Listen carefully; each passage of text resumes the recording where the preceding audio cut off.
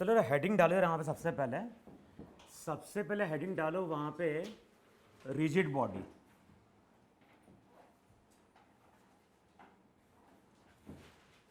देखो हम लोग जनरली क्या करने जा रहे हैं, बॉडी को वहां पे क्या कर रहे हैं, दो पार्ट में डिवाइड कर रहे हैं। जिस बॉडी की हम बात करते हैं या तो वो बॉडी हमारी होती है रिजिड या फिर बॉडी हमारी कैसी होती है,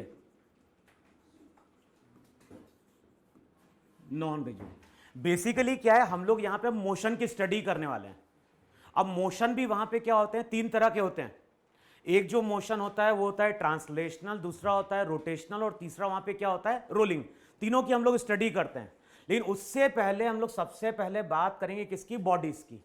तो जो भी बॉडी है उसको हम दो पार्ट में डिवाइड कर रहे हैं। या तो हम बोल रहे हैं कि बॉडी हमारी क्या है, रिजिड है, या फिर बॉडी हमारी वहां पे क्या है, नॉन रिजिड है। अब जैसे मैं एक एग्जांपल लेता हूं कि मान लो ये ग्राउंड है। मान लो ग्राउंड है, ग्राउंड पे हमारे पास एक ब्लॉक है। इस ब्लॉक का मास m1 है, ये ब्लॉक कनेक्टेड है विद अ स्प्रिंग। और यहां पे एक और ब्लॉक है, इसका मास क्या है, m2। तो अब क्या कर रहे हैं हम, इस पूरे को वहां पे डिफाइन कर रहे हैं सिस्टम। तो अब ये बताओ, दोनों ब्लॉक प्लस स्प्रिंग को अगर हम सिस्टम डिफाइन कर रहे हैं तो ये सिस्टम को हम रिजिड बोलेंगे या नॉन रिजिड बोलेंगे। देखो अगर मैं बोल रहा हूं ये पेन है, ये पेन कैसा है, रिजिड या नॉन रिजिड? ऐसा हमें लगता है कि देखने पे ये पेन कैसा है, रिजिड। अगर मैं पूछ रहा हूं कि ये बोर्ड कैसा है, रिजिड या नॉन रिजिड? तो होता क्या है, रिजिड और नॉन रिजिड का कॉन्सेप्ट क्या होता है। अगर हम किसी भी बॉडी को रिजिड बोल रहे हैं तो इसका मतलब है कि उस बॉडी में कहीं पे भी तुम दो पार्टिकल लो और उन दोनों पार्टिकल के बीच का डिस्टेंस टाइम के साथ चेंज नहीं होना चाहिए। समझे क्या बोल रहा हूं? हम सिस्टम की बात कर सकते हैं, बॉडी की बात कर सकते हैं। रिजिड बॉडी का कॉन्सेप्ट क्या है, जो भी बॉडी होगी उसमें कहीं पे भी तुम दो पार्टिकल मार्क कर दो, अगर उन दोनों पार्टिकल के बीच का सेपरेशन टाइम के साथ चेंज नहीं हो रहा है तो उसको हम क्या बोलेंगे, और चेंज हो गया तो नॉन रिजिड। जैसे देखो यहां पे दोनों ब्लॉक हैं, ये दोनों ब्लॉक किससे कनेक्टेड है, ये दोनों ब्लॉक कनेक्टेड है विद अ स्प्रिंग। अब मैंने यहां पे क्या किया, मैंने यहां पे इस ब्लॉक को वेलोसिटी दी 10 मीटर पर सेकेंड, इस ब्लॉक को वेलोसिटी दी 2 मीटर पर सेकेंड। बताओ अभी इन दोनों ब्लॉक के बीच में कुछ डिस्टेंस L है कि नहीं है? अभी अगर हम m1 m2 ब्लॉक की बात कर रहे हैं तो इन दोनों ब्लॉक के बीच में क्या है, कुछ डिस्टेंस है। अब बताओ ये जो डिस्टेंस है, ये डिस्टेंस अब टाइम के साथ कांस्टेंट रहेगा क्या? अब इसको हमने क्या किया है, इसको हमने 10 मीटर पर सेकेंड की वेलोसिटी दी है और इसको हम कितनी वेलोसिटी दे रहे हैं, 2। तो अगर हम m2 ब्लॉक पे बैठ जाएं और m2 ब्लॉक पे बैठ के m1 को देखेंगे तो बताओ m1 पास आ रहा है, दूर जा रहा है? तो अब कुछ टाइम बाद अगर तुम डायग्राम ड्रॉ करोगे तो डायग्राम कुछ ऐसा होगा कि नहीं होगा, यहां पे m1 हो जाएगा, ये स्प्रिंग तुम्हारी क्या होगी, कंप्रेस हो जाएगी। और बताओ इन दोनों के बीच का जो डिस्टेंस रहेगा वो यहां पे क्या हो गया, चेंज हो गया। और मैंने क्या बोला है, अगर हमारे पास कोई सिस्टम है और उसमें कोई पार्टिकल है और उनके बीच का डिस्टेंस अगर टाइम के साथ क्या हो गया, चेंज हो गया, तो फिर इसको हम वहां पे क्या बोलेंगे, नॉन रिजिड सिस्टम बोलेंगे। ये बॉडी नहीं, ये सिस्टम है, क्योंकि सिस्टम का मतलब है कि ये नंबर ऑफ बॉडीज से मिलकर बनी है। लेकिन बताओ इसी केस में अगर मैं इसको भी 10 मीटर पर सेकेंड की वेलोसिटी दे दूं तो क्या होगा? इसको भी हमने 10 मीटर पर सेकेंड की वेलोसिटी दी, इसको भी हमने 10 मीटर पर सेकेंड की वेलोसिटी दी, और हम दोनों को क्या कर रहे हैं, देखो ये ध्यान, हम दोनों को 10 मीटर पर सेकेंड से चला रहे हैं। ऐसा नहीं कि हमने वेलोसिटी देके छोड़ दिया।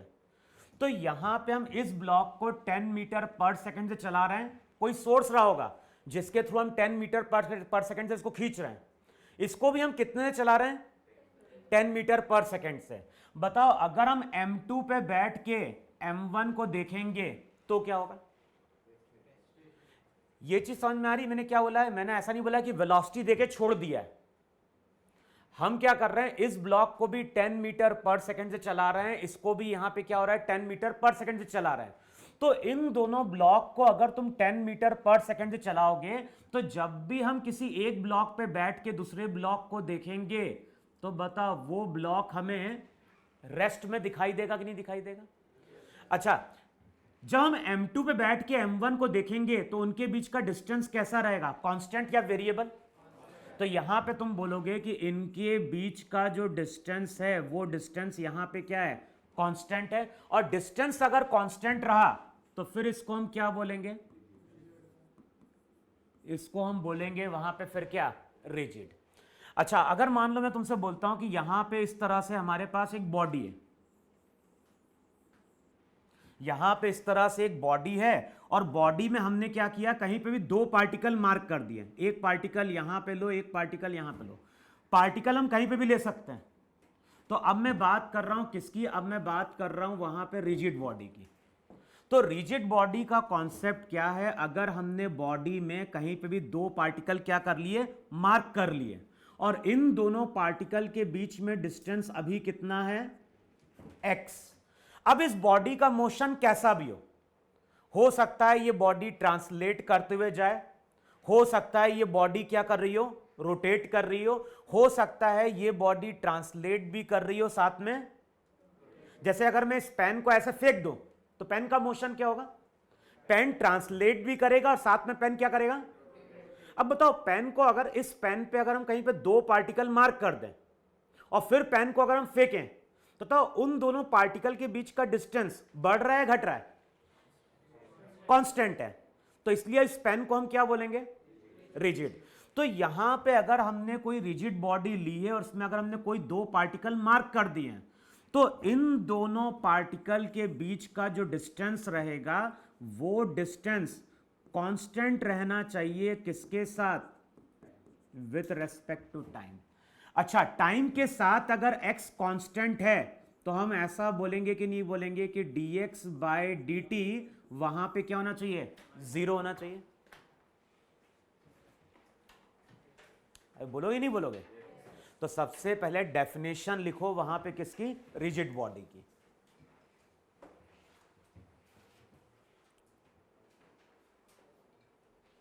लिखो वहां पे, rigid body is defined, rigid body is defined as a system of particle. Rigid body is defined, rigid body is defined as a system of particle in which, rigid body is defined as a system of particle in which distance between, in which distance between each pair of particle, in which distance between each pair of particle remains constant, remains constant with respect to time.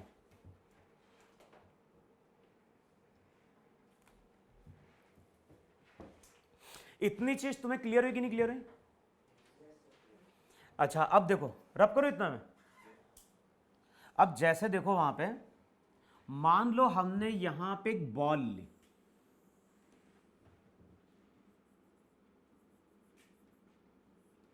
अच्छा ये ball मान लो tennis की है, यहां पे हम एक tennis की बॉल ले रहे हैं। अच्छा बताओ, ये जो टेनिस की बॉल है इसको हम रिजिड बोले या नॉन रिजिड बोले? जो टेनिस की बॉल है वो रिजिड है या नॉन रिजिड है? तो मैंने क्या बोला, मैंने बोला रिजिड और नॉन रिजिड का कॉन्सेप्ट किस पर डिपेंड कर रहा है, पार्टिकल के बीच का डिस्टेंस चेंज हो रहा है कि नहीं चेंज हो रहा है। अब बताओ, टेनिस की बॉल को लो, टेनिस की बॉल को तुम हवा में थ्रो कर दो, तो जब टेनिस की बॉल को तुम हवा में थ्रो करोगे और मान लो यहां पे तुमने कोई दो पार्टिकल मार्क भी कर दिए, तो इन दोनों पार्टिकल के बीच का जो डिस्टेंस है x, उसमें क्या चेंज आएगा। अगर इस टेनिस की बॉल को हमने एयर में ऊपर की ओर थ्रो कर दिया तो इन दोनों पार्टिकल के बीच का डिस्टेंस बढ़ेगा या घटेगा, कुछ नहीं रहेगा, वो क्या रहेगा, तो अभी ये जो बॉडी रहेगी, ये जो टेनिस की बॉल है, बताओ अभी इसका बिहेवियर किसकी तरह है? अभी इसका बिहेवियर रिजिड बॉडी की तरह है कि नहीं? अब इमेजिन करो कि यही जो टेनिस की बॉल है, अब ये टेनिस की बॉल किसी बैट से क्या हो रही है? टकरा रही है। तो यहां पे हमारे पास एक बैट है और बैट से अब ये टेनिस की बॉल क्या हो रही है? टकरा रही है। अब बताओ, जब ये बॉल बैट से टकराएगी तो उस टाइम पे जो दो पार्टिकल हमने मार्क किए थे, ये और ये, इनके बीच का डिस्टेंस अभी कितना था? x था कि नहीं था? और हमें यह मालूम है कि जब भी कोई बॉडी किसी दूसरे बॉडी से कोलाइड करती है तो बताओ ड्यूरिंग कोलिजन क्या होता है? ड्यूरिंग कोलिजन अगर देखोगे तो बॉडी पहले क्या होती है? डिफॉर्म होती है, फिर उसके बाद क्या होती है? रिफॉर्म होती है, इसके बाद बॉडी क्या कर जाती है? सेपरेट कर जाती है। कोलिजन में हमने पढ़ा है। तो जिस टाइम पे ये बॉल बैट से टकराएगी तो उस टाइम पे ये बॉल डिफॉर्म होगी कि नहीं डिफॉर्म होगी? और कुछ टाइम बाद अगर तुम डायग्राम देखोगे तो बॉल इस तरह से कुछ फ्लैट होगी कि नहीं होगी जब ये डिफॉर्म करेगी तो? और बताओ, जब ये बॉल डिफॉर्म करेगी तो अब जो दो पार्टिकल हमने मार्क करे थे उनके बीच का जो डिस्टेंस है, बताओ अब वो कांस्टेंट है या वेरी कर गया? वेरी कर गया।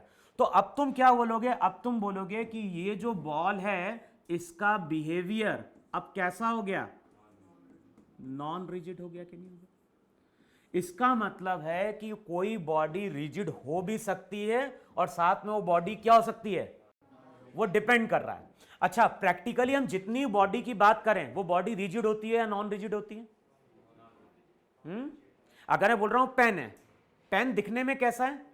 रिजिड। लेकिन इस पेन को जब हम खींचते हैं तो इसकी लेंथ बढ़ती है क्या? बढ़ती है। दुनिया में ऐसा कोई मटेरियल नहीं है जिसको जब तुम खींचोगे तो उसकी लेंथ नहीं बढ़ेगी। अगर तुम स्टील की एक रॉड भी लोगे, स्टील की रॉड के ऊपर जब लार्ज अमाउंट का फोर्स अप्लाई करते हैं तो क्या होता है? स्टील की रॉड भी क्या होती है? स्ट्रेच कर जाती है। और हायर क्लास में पढ़ोगे, जब स्टील की रॉड को खींचते हैं ना तो एक टाइम ऐसा भी आता है कि वो फ्लूइड की तरह बिहेव करती है। जैसे तुम उसको खींचोगे तुरंत वो ऐसे खींचते हुए बाहर निकल जाती है आगे की ओर। तो मटेरियल की प्रॉपर्टी है। तो हम लोग क्या बोलते हैं, कोई भी बॉडी प्रैक्टिकली रिजिड नहीं होती है। जब भी हम फोर्स अप्लाई करेंगे तो उसके शेप में कुछ ना कुछ क्या होगा? चेंज आएगा। जब इस पेन पे मैं ज्यादा फोर्स लगाऊंगा ना तो इसकी लेंथ क्या होगी? भले ही वो लेंथ किस में बढ़े? मिलीमीटर में। हमें क्यों नहीं दिखाई दे रही है? अरे क्योंकि ये जो चेंज आएगा वो चेंज किस में आ रहा है? बहुत छोटा, मिलीमीटर में आ रहा है। अगर मीटर में चेंज आता तो हमें दिखाई देता वहां पे। तो कोई भी बॉडी की अगर हम बात करें तो कोई भी बॉडी रिजिड नहीं होती है। जो रिजिड बॉडी का कॉन्सेप्ट है वो केवल हमारा क्या है? थियोरेटिकल है। तो जब भी हम स्टडी करेंगे, हम लोग अब जब स्टडी करेंगे तो हम लोग किस बॉडी का कॉन्सेप्ट लेके चलेंगे? हम लोग रिजिड बॉडी का कॉन्सेप्ट लेके चलेंगे। क्लियर? तो बेसिकली हम लोग बात करेंगे मोशन की। मोशन में ट्रांसलेशनल भी आएगा, रोटेशनल भी आएगा, रोलिंग भी आएगा। लेकिन जो भी हमारी बॉडी इन्वॉल्व होगी वो बॉडी हमेशा वहां पे हमारी क्या होगी? रिजिड होगी। रिजिड का मतलब क्या हुआ? रिजिड का मतलब है कि जब ये बॉडी टकराएगी भी किसी दूसरे सरफेस से तो उस केस में उसके शेप में क्या हो रहा होगा? कोई चेंज नहीं आ रहा होगा। अब कुछ लिखो वहां पे, प्रॉपर्टीज ऑफ रिजिड बॉडी। रब करो इतना, मैं कर दूं रब? तो नेक्स्ट हेडिंग डालो वहां पे, प्रॉपर्टीज ऑफ रिजिड बॉडी। और सबसे पहला पॉइंट लिखो यहां पे कि यहां पे हमारे पास एक रिजिड बॉडी है। हमारे पास एक रिजिड बॉडी है और इस रिजिड बॉडी को हमने एयर में क्या कर दिया? थ्रो कर दिया। हमारे पास एक रिजिड बॉडी है, इस तरह का एक पेन है, पेन को हमने एयर में क्या कर दिया? थ्रो कर दिया। और यहां पे एक ऑब्जर्वर है और ये ऑब्जर्वर कहां पे है? ग्राउंड। अब बताओ, ग्राउंड के रेस्पेक्ट में जब इस बॉडी को हम देखेंगे तो ये बॉडी क्या कर रही होगी? बॉडी ऐसे रोटेट भी कर रही होगी, साथ में बॉडी क्या होगी? आगे भी जा रही होगी। अब किसी टाइम पे यहां पे हमने दो पार्टिकल मार्क किए। एक पार्टिकल मार्क किया ए दूसरा पार्टिकल मैंने मार्क किया B, और इन दोनों पार्टिकल को हम ग्राउंड पे जाके देख रहे हैं। मान लो ग्राउंड के रेस्पेक्ट में इन दोनों पार्टिकल को ज्वाइन करने वाली लाइन कुछ इस तरह से, और इस पार्टिकल के पास इस डायरेक्शन में वेलोसिटी VA है, और मान लो इस पार्टिकल की जो वेलोसिटी है इस डायरेक्शन में, डायरेक्शन कुछ भी हो सकता है वहां पे, तो हमने क्या मान लिया, हमने मान लिया कि ग्राउंड वाले ऑब्जर्वर को A की वेलोसिटी कुछ ऐसी दिखाई दे रही है, B की वेलोसिटी कुछ ऐसी दिखाई दे रही है, और ये जो एंगल बन रहा है, ये एंगल बन रहा है यहां पे θ1, और इस लाइन को यहां पे एक्सटेंड कर दो, और इस लाइन के साथ जो एंगल बन रहा है वो एंगल बन रहा है यहां पे θ2। अच्छा, अब ये बताओ, ये जो VA वेलोसिटी है और ये जो VB वेलोसिटी है, ये दोनों पार्टिकल को ज्वाइन करने वाली लाइन के साथ कितना एंगल फॉर्म कर रही है, θ2 और θ1। अब बताओ वेलोसिटी के कितने कंपोनेंट होंगे, एक कंपोनेंट लाइन के अलोंग होगा कि नहीं होगा, और वो कंपोनेंट कितना होगा, वो कंपोनेंट होगा VA cos θ।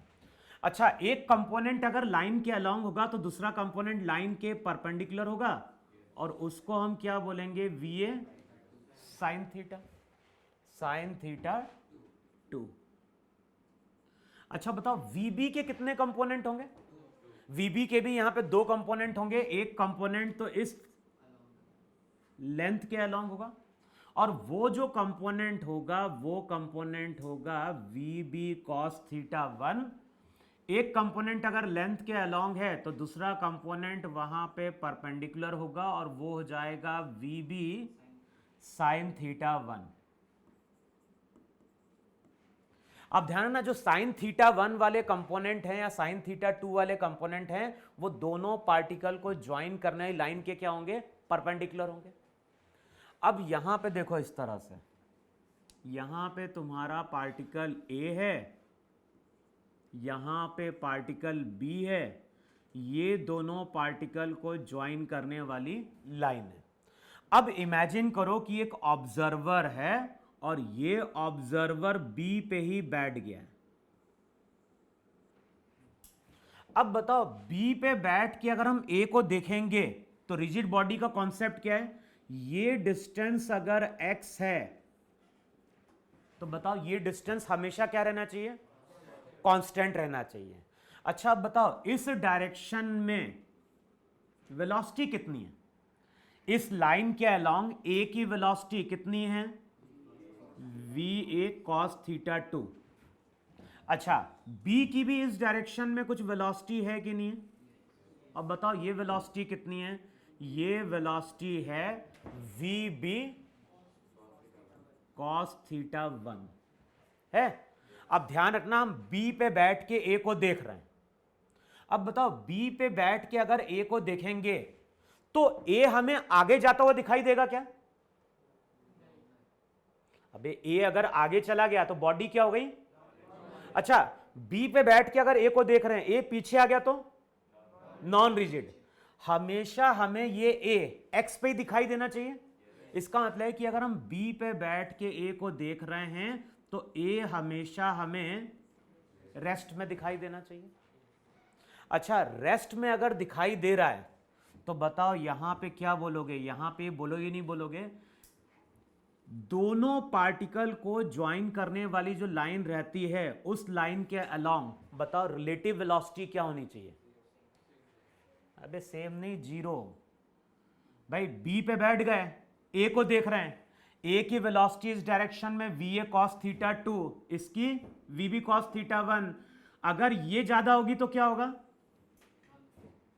अभी ये ज्यादा होगी तो ये दूर जाएगा, ये कम होगी तो पास आएगा, और दोनों वैल्यू क्या हो गई, इक्वल हो गई, तो फिर ये डिस्टेंस क्या रहेगा। तो पहली प्रॉपर्टी क्या निकल के आती है, पहली प्रॉपर्टी निकल के आती है जो VA cos θ2 है वो किसके बराबर होगा, VB cos θ1 के। इसका मतलब यह हुआ कि दोनों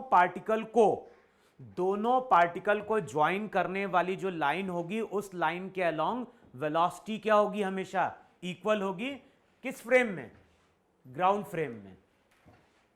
भाई ग्राउंड के रेस्पेक्ट में ये वेलोसिटी इस डायरेक्शन में क्या होनी चाहिए, इक्वल होनी चाहिए वहां पर।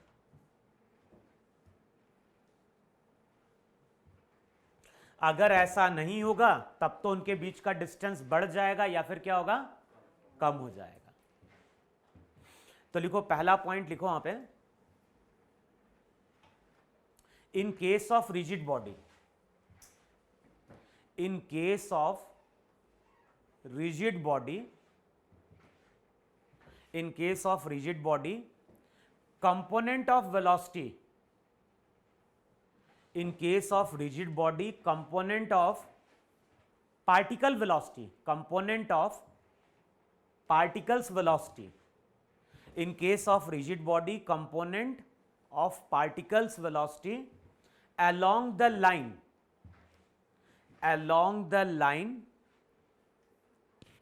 joining the two particles must be equal। देखो सही लिखवाया नहीं लिखवाया, in case of rigid body component of particles velocity along the line joining the two particles must be equal। इसका मतलब ये भी हो गया कि नहीं हो गया, अगर ये दोनों वेलोसिटी इक्वल है तो जब हम बी पे बैठ के ए को देखेंगे तो इसका मतलब ये हो गया कि रिलेटिव वेलोसिटी जीरो हो गई। भाई जब दोनों का डायरेक्शन सेम होता है, जब दोनों का डायरेक्शन सेम होता है तो हम सब्ट्रैक्ट करके रिलेटिव कैलकुलेट करते ही नहीं, कैलकुलेट करते हैं।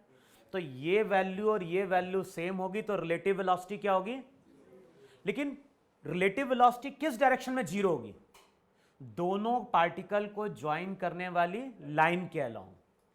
टोटल रिलेटिव वेलोसिटी जीरो नहीं हुई है, रिलेटिव वेलोसिटी कौन सी जीरो हुई है, रिलेटिव वेलोसिटी जीरो हुई है along the line joining the two particles. तो नेक्स्ट पॉइंट लिख लो वहां पे, रिलेटिव वेलोसिटी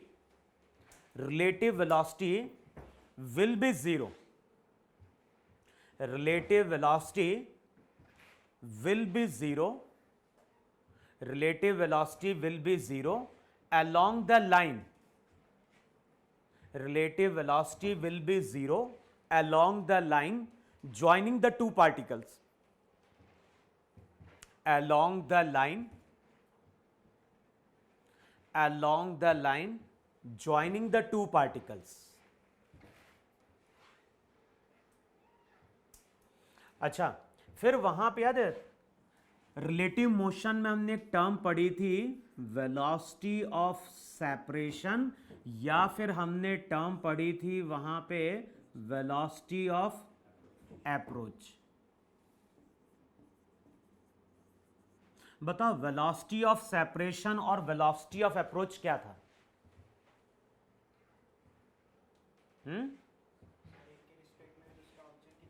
ना ना ना, वेलोसिटी ऑफ सेपरेशन और वेलोसिटी अप्रोच को हमने क्या डिफाइन किया? इसको हमने डिफाइन किया था, it is the component of relative velocity along the line joining the two particles.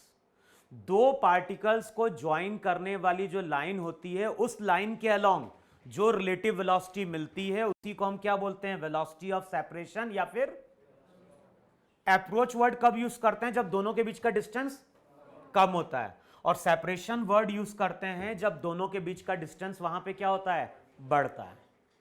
तो रिलेटिव, अगर हम बात कर रहे हैं रिलेटिव वेलोसिटी की, तो दोनों पार्टिकल को ज्वाइन करना ही लाइन के अलोंग, रिलेटिव वेलोसिटी जीरो है कि नहीं है?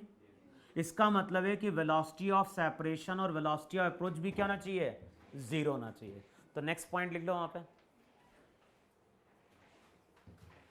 नेक्स्ट पॉइंट क्या है? In case of rigid body velocity of separation or velocity of approach, in case of rigid body velocity of separation or velocity of approach will always be zero। velocity of separation or velocity of approach will always be zero। इतनी चीज clear हुई? फिर देखो, यहां पे था particle B, यहां पे था पार्टिकल ए, और ये इन दोनों पार्टिकल को ज्वाइन करने वाली लाइन थी कि नहीं थी? अच्छा, अब मान लो ये हमारी रिजिड बॉडी है कि नहीं, और जो भी ऑब्जर्वर है, ऑब्जर्वर मान लो कहां बैठ गया, ऑब्जर्वर बी पे बैठ गया। अच्छा, अब जब ये ऑब्जर्वर बी पे बैठ के ए को देखेगा तो इसको ये डिस्टेंस हमेशा क्या दिखाई देगा? ये एक्स डिस्टेंस हमेशा कांस्टेंट दिखाई देगा कि नहीं दिखाई देगा? अच्छा, अब जब हम बी पे बैठ के ए को देखेंगे तो ए की कुछ वेलोसिटी होगी कि नहीं होगी रिलेटिव? किस डायरेक्शन में रिलेटिव वेलोसिटी जीरो हुई थी? Along the line joining the two particles. लेकिन बताओ, दोनों पार्टिकल को ज्वाइन करने वाली जो लाइन है उसके परपेंडिकुलर कुछ वेलोसिटी होगी कि नहीं होगी? वहां पे डायरेक्शन सेम होता है तो वहां पे हम क्या करते हैं? सबट्रैक्ट करते हैं। तो परपेंडिकुलरली अगर देखोगे तो बताओ, इस डायरेक्शन में परपेंडिकुलरली कुछ वेलोसिटी होगी कि नहीं होगी? और वो वेलोसिटी होगी v a sine theta 2 minus v b. देखो, चेक करो, ये रिलेटिव वेलोसिटी है कि नहीं है? मैंने ये नहीं बोला कि टोटल रिलेटिव वेलोसिटी जीरो होगी। रिलेटिव वेलोसिटी केवल जीरो होगी along the line joining the two particles. दोनों पार्टिकल को ज्वाइन करने वाली जो लाइन होगी उसके परपेंडिकुलर हमेशा वेलोसिटी क्या करेगी? एग्जिस्ट करेगी। अब बताओ, अगर हम बी पे बैठ गए हैं और ए को देख रहे हैं तो क्या चीज, क्या कंडीशन फुलफिल हो रही है? जब भी हम बी पे बैठ के ए को देखेंगे, ए हमेशा एक्स डिस्टेंस पे दिखाई देगा कि नहीं दिखाई देगा? और साथ में तो उसको वेलोसिटी हमेशा कैसी दिखाई देगी? अबे, बी पे बैठ के अगर ए को देखेंगे तो डिस्टेंस हमेशा कांस्टेंट दिखाई देगा, और जब भी हम वेलोसिटी देखेंगे वेलोसिटी परपेंडिकुलर होगी कि नहीं होगी? और ऐसा कब होता है? जब कोई पार्टिकल, याद होगा, जब कोई पार्टिकल सर्कुलर पाथ पे चलता है और अगर मान लो हम सेंटर पे जाके खड़े हो जाएं। अब बताओ, सेंटर पे खड़े होके अगर मान लो कभी भी हम एक पार्टिकल को यहां पे देखेंगे तो डिस्टेंस हमेशा कांस्टेंट रहेगा कि नहीं रहेगा? वेलोसिटी हमेशा क्या रहेगी? अबे, v हमेशा r पे क्या होगा? कुछ टाइम बाद ये ऑब्जर्वर देखेगा पार्टिकल यहां कहीं आ गया, डिस्टेंस क्या हो गया? कांस्टेंट है कि नहीं है? और वेलोसिटी हमेशा क्या है? तो जब हम बी पे बैठ के ए को देख रहे हैं तो डिस्टेंस हमेशा कैसा है? कांस्टेंट है। वेलोसिटी कैसी है? इसका मतलब है, देखो, ग्राउंड फ्रेम में बॉडी कैसे जा रही है भाई? जब मैंने पेन को ऐसे थ्रो किया तो ग्राउंड फ्रेम में तो पेन ऐसा गया, फिर ऐसा गया, फिर आगे गया कि नहीं गया? तो ये ट्रांसलेट भी कर रहा है, साथ में क्या कर रहा है? लेकिन अगर हम कहां बैठ जाएं, उस बॉडी पे ही बैठ जाएं, हम ग्राउंड फ्रेम पे जाके नहीं देख रहे हैं, हम इस ऑब्जर्वर की बात नहीं कर रहे हैं, हम किसकी बात कर रहे हैं? हम उस बॉडी पे बैठ गए। तो अब उस बॉडी पे बैठ के अगर तुम देखोगे तो जो भी पार्टिकल ए रहेगा, बताओ वो उसको किस पाथ पे चलता हुआ दिखाई देगा? सर्कुलर। तो नेक्स्ट प्रॉपर्टी क्या निकल के आ रही है? जब भी हम रिजिड बॉडी की बात करेंगे तो जब भी हम किसी एक पार्टिकल पे बैठ के दूसरे पार्टिकल को देखेंगे तो वो पार्टिकल हमेशा हमें सर्कुलर पाथ पे मूव करता हुआ दिखाई देगा। सर्कुलर पाथ हम तभी बोलते हैं जब डिस्टेंस कांस्टेंट रहता है और वेलोसिटी कैसी होती है? परपेंडिकुलर होती है।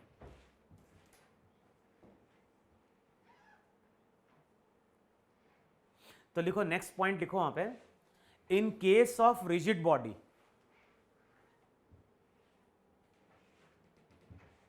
लिखो वहां पे, in case of rigid body motion of, in case of rigid body motion of all the particles, in case of rigid body motion of all the particles with respect to a single particle will always be circular। देखो, ऐसा बोलोगे कि नहीं बोलोगे?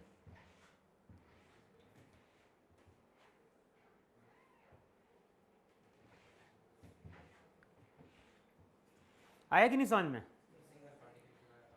देखो अभी हम B पे बैठ के किसको देख रहे थे? ए को। यहां पे एक और पार्टिकल लो सी।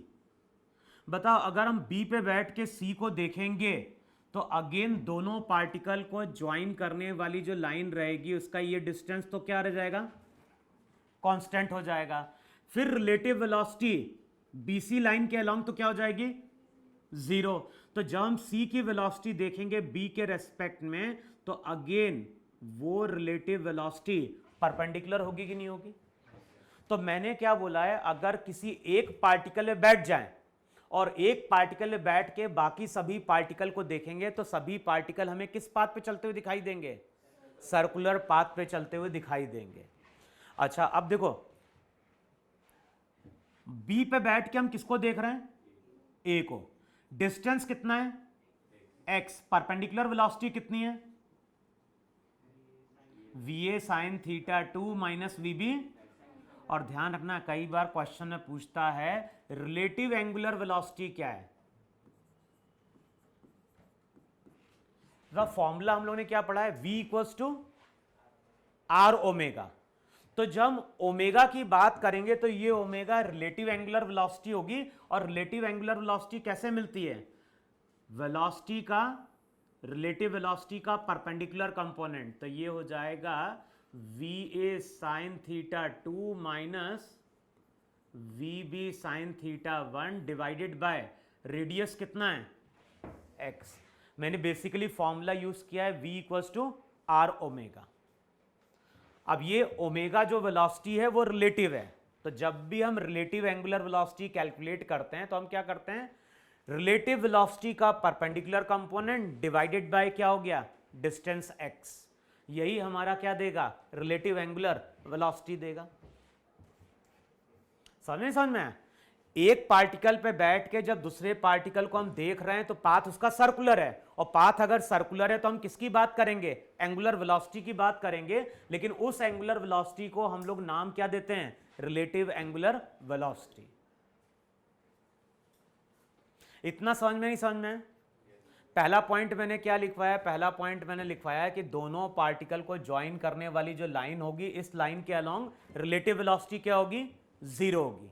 फिर दूसरा पॉइंट क्या बोला? जब भी हम एक पार्टिकल में बैठ के बाकी सभी पार्टिकल को देखेंगे तो वो सभी पार्टिकल हमें किस पाथ पे जाते हुए दिखाई देंगे? सर्कुलर पे। अच्छा इसको हम ऐसे भी समझ सकते हैं, नहीं समझ सकते हैं कि ये हमारी एक बॉडी है और इस बॉडी पे कहीं तुम 3 पार्टिकल मार्क कर दो ए। अच्छा इन तीनों पार्टिकल को ज्वाइन करने पे एक ट्रायंगल की ज्योमेट्री बनेगी कि नहीं बनेगी? भाई एक रिजिड बॉडी है, रिजिड बॉडी में हमने 3 पार्टिकल को मार्क कर दिया, तीनों को ज्वाइन कर दिया, ये हमारी क्या हो गई? रिजिड बॉडी की बात कर रहे हैं। अब इमेजिन करो कि ये रिजिड बॉडी मूव कर रही है, ये रिजिड बॉडी एयर में मूव कर रही है और हमारे पास एक ऑब्जर्वर है जो कहां बैठा हुआ है? सी पे। हमारे पास एक ऑब्जर्वर है जो कहां बैठा हुआ है? सी पे। अच्छा अब ये बताओ सी पे बैठ के जब हम ए को देखेंगे तो ए किस पाथ पे चलेगा? सर्कुलर। बी पे देखेंगे तो सी पे बैठ के अगर बी को देखेंगे तो वो भी किस पे चलेगा? सर्कुलर पे। अब ये बताओ मुझे डायग्राम में, देखो सी पे बैठ के ए को देख रहे हैं, किसी टाइम पे ए यहां कहीं पहुंच गया, किसी टाइम पे ए यहां कहीं आ गया।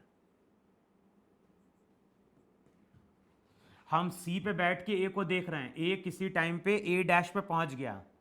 तो दोनों को ज्वाइन करने वाली जो लाइन होगी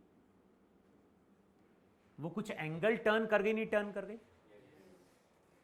अच्छा अब ये बताओ ए अगर ए डैश पे मूव कर गया रोटेट करके थीटा एंगल से, तो बी का क्या होना चाहिए? बी भी उतने ही एंगल से क्या होना चाहिए? टर्न करना चाहिए। तभी तो ट्राइंगल का शेप कैसा रहेगा? और ट्राइंगल का शेप कांस्टेंट रहना चाहिए क्योंकि बॉडी हमारी क्या है? रिजिड है। तो अगर बी ए अगर थीटा एंगल से टर्न कर रहा है तो चेक करो जो बी डैश रहेगा बताओ वो भी इस तरह से, तभी तो ये जो ट्राइंगल रहेगा इसका शेप क्या रहेगा, एज इट इज मेंटेन रहेगा। तो इससे पहले हमने क्या बोला कि जब भी हम एक पार्टिकल में बैठ के बाकी सभी पार्टिकल को देखेंगे तो सभी पार्टिकल वहां पे क्या होंगे, सर्कुलर पाथ पे मूव करते हुए दिखाई देंगे। अब बताओ जब हम सी पे बैठ के सभी पार्टिकल को देखेंगे तो ये पार्टिकल सर्कुलर पाथ पे चल रहे हैं, लेकिन सबकी एंगुलर वेलोसिटी क्या होगी, एंगुलर वेलोसिटी होती है, बताओ ए ने जितना एंगल टर्न किया उतना ही बी ने टर्न किया कि नहीं टर्न किया, क्योंकि एंगल अगर सेम टर्न नहीं होगा तब तो वो ट्राइंगल की ज्योमेट्री वहां पे क्या होगी, चेंज हो जाएगी। तो ये चीज ध्यान रखना है कि जब भी हम एक पार्टिकल में बैठ के बाकी सभी पार्टिकल को देखेंगे तो क्या चीज सेम रहेगी, एंगुलर वेलोसिटी सेम होगी।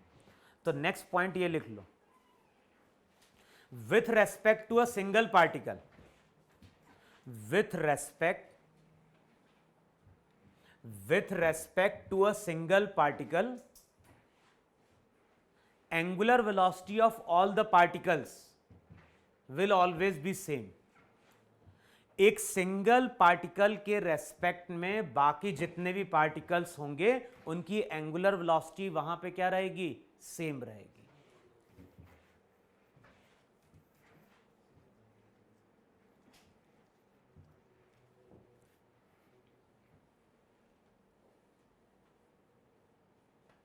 बोलो इतनी चीज समझ में आई, नहीं समझ में आई? फिर देखो अब नेक्स्ट हेडिंग डालो वहां पे, टाइप्स ऑफ मोशन। तो बेसिकली अब हम बात करने जा रहे हैं वहां पे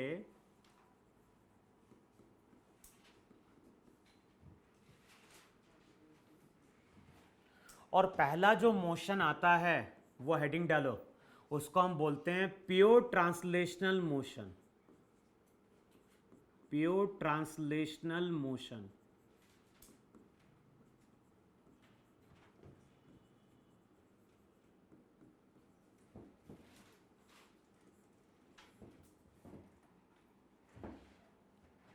अब देखो वहां पे जैसे मान लो इमेजिन करो कि ये टेबल है और हम ऊपर से देख रहे हैं, टेबल है, टेबल के ऊपर हमने क्या किया, इस तरह से एक रॉड को लाके प्लेस कर दिया।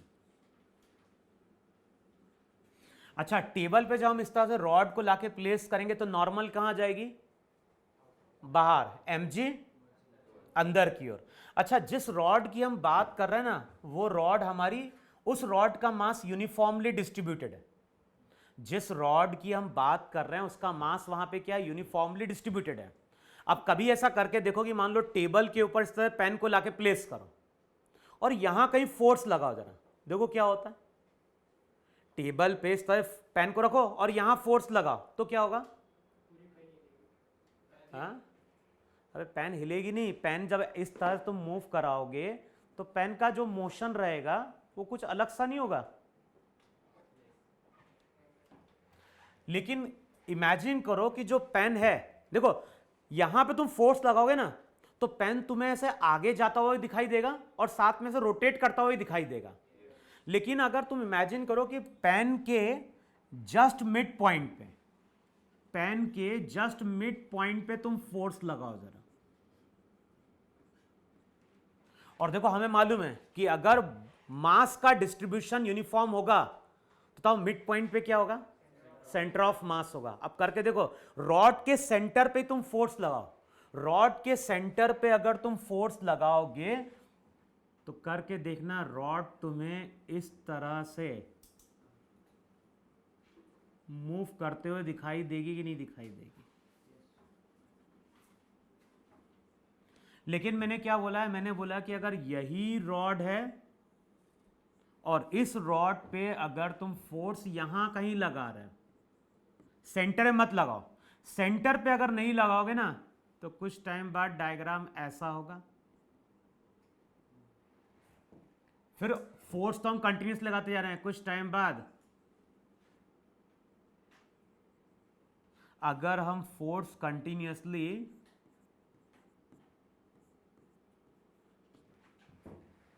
तो यहां पे हमने फोर्स किसी एंड पे लगाया था और यहां पे फोर्स हम कहां पे लगा रहे हैं, मिड पॉइंट पे लगा रहे हैं। अब देखो दोनों में डिफरेंस क्या है, यहां पे रॉड आगे भी जा रही है और साथ में बताओ रॉड की टेंडेंसी टर्न करने की भी है कि नहीं है? लेकिन जब मैंने फोर्स अप्लाई किया रॉड के मिड पॉइंट पे, तो बताओ ये रॉड कुछ टर्न हुई क्या? नहीं। अब बताओ अगर हम यहां पे रॉड पे कुछ पार्टिकल मार्क करें, जैसे मान लो मैंने यहां पे एक पार्टिकल मार्क किया A, यहां पे एक पार्टिकल मार्क किया B, यहां पे एक पार्टिकल मार्क किया C। अब बताओ ये रॉड के जितने भी पार्टिकल्स हैं, कुछ टाइम बाद अगर पार्टिकल A का डिस्प्लेसमेंट x होगा तो C का डिस्प्लेसमेंट भी कितना होगा? x, B का भी। अब बताओ ये तीनों ही पार्टिकल का डिस्प्लेसमेंट सेम डायरेक्शन में हुआ कि नहीं हुआ? अच्छा, तीन पार्टिकल छोड़ो, कितने ही पार्टिकल ले लो, इस रॉड के यहां पे कितने ही पार्टिकल को मार्क कर दो, सभी पार्टिकल बताओ स्ट्रेट लाइन के अलोंग चल रहे हैं कि नहीं चल रहे हैं? अच्छा, सब पार्टिकल स्ट्रेट लाइन के अलोंग चल रहे हैं, सबने डिस्टेंस कितना ट्रेवल किया? x, कितने टाइम में? तो सबकी वेलोसिटी क्या होगी? तो ये ध्यान रखना है, जितने भी पार्टिकल होते हैं यहां पे, जितने भी पार्टिकल होंगे सब पार्टिकल की वेलोसिटी सेम होगी। अच्छा, सब पार्टिकल की वेलोसिटी सेम होगी तो सब पार्टिकल का एक्सेलरेशन भी क्या होगा? क्योंकि dv/t क्या दे देगा? एक्सेलरेशन दे देगा। तो जब भी हम ट्रांसलेशनल मोशन की बात करेंगे तो ये जो एग्जाम्पल है, ये एग्जाम्पल वहां पे किसका है? प्योर ट्रांसलेशनल मोशन का है। तो ये जो मोशन होता है इसको हम बोलते हैं प्योर ट्रांसलेशनल मोशन।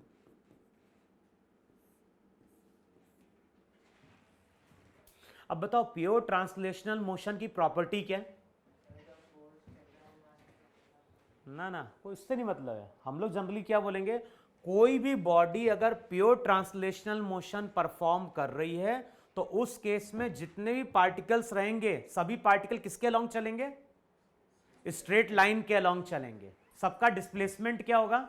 सेम। सबकी वेलोसिटी भी क्या होगी? और सबका एक्सेलरेशन भी क्या होगा? सेम।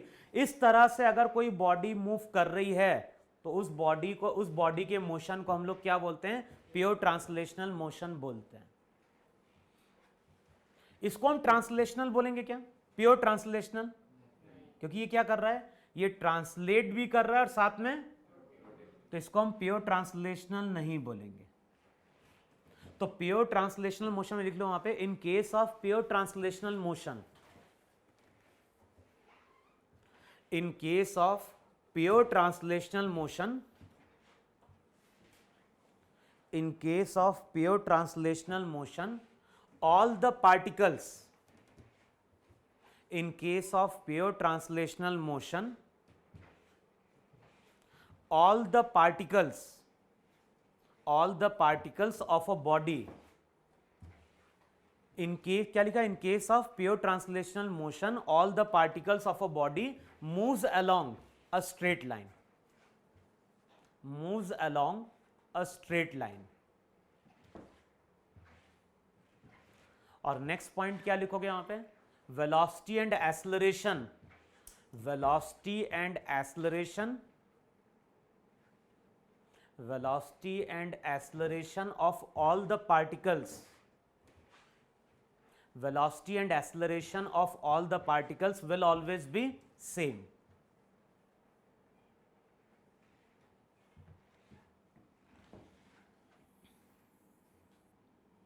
क्लियर हुई इतनी चीज? अच्छा, अब बताओ अगर कोई body pure translational motion perform कर रही है तो इसके पास काइनेटिक एनर्जी होगी कि नहीं होगी? और यह ध्यान रखना है, अगर कोई बॉडी ट्रांसलेशनल मोशन परफॉर्म कर रही है तो ट्रांसलेशनल मोशन के कारण जो काइनेटिक एनर्जी आती है उसको हम kT से डिनोट करते हैं। और kT को हम लोग क्या बोलते हैं? kT को हम बोलते हैं ट्रांसलेशनल काइनेटिक एनर्जी। ये वर्ड हमने हीट में भी यूज किया था। तो अगर कोई बॉडी केवल ट्रांसलेशनल मोशन परफॉर्म कर रही है तो उस मोशन के कारण बॉडी के पास जो एनर्जी आएगी उसको हम क्या बोलेंगे? ट्रांसलेशनल काइनेटिक एनर्जी बोलेंगे। लिख लो इसकी डेफिनेशन, लिख लो वहां पे ट्रांसलेशनल काइनेटिक एनर्जी की। तो लिखो वहां पे kinetic energy possessed by a body, kinetic energy possessed by a body, kinetic energy possessed by a body due to its, kinetic energy possessed by a body due to its translational motion, kinetic energy possessed by a body, kinetic energy possessed by a body due to its translational motion is known as translational kinetic energy, is known as translational kinetic energy। लिखा इतना? अच्छा, अब बताओ translational kinetic energy को अगर हम calculate करने जाएं तो इस बॉडी में नंबर ऑफ पार्टिकल्स होंगे कि नहीं होंगे? पहले पार्टिकल की काइनेटिक एनर्जी क्या लिखोगे? हाफ m1v², फिर क्या होगा? हाफ m2v², लास्ट में क्या आ जाएगा? Half mn v²। अच्छा, अब क्या चीज कॉमन ले लोगे? v²/2 कॉमन आ जाएगा, m1 plus m2 till mn। बताओ ये क्या बताएगा भाई? ये पूरी इस रिजिड बॉडी का टोटल मास बताएगा ही नहीं बताएगा? तो यहां से फॉर्मूला क्या निकल के आता है? यहां से फॉर्मूला निकल के आता है हाफ mv²। तो अगर कोई body pure translational motion perform कर रही है तो काइनेटिक एनर्जी का फॉर्मूला यूज करना है वहां पे हाफ mv²। m हो गया मास और v, m वहां पे हो गया बॉडी का टोटल मास और v वहां पे क्या हो गई? v हो गई वहां पे वेलोसिटी।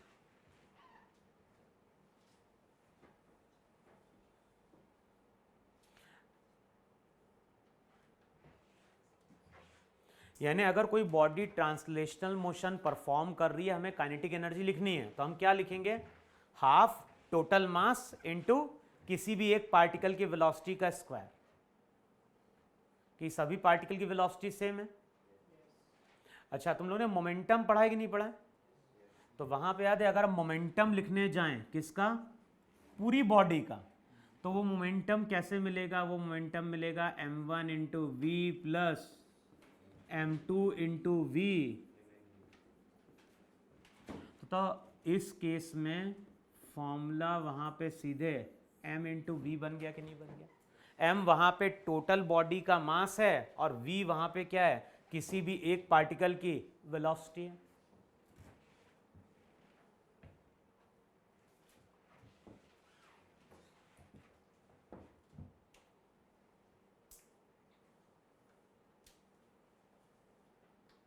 लिखा इतना? अब जो दूसरा मोशन आता है उसमें हेडिंग डालो वहां पे, जो सेकंड मोशन हम लोग बोलते हैं यहां पे वो होता है प्योर रोटेशनल मोशन। प्योर लिख लेना आगे वहां पे।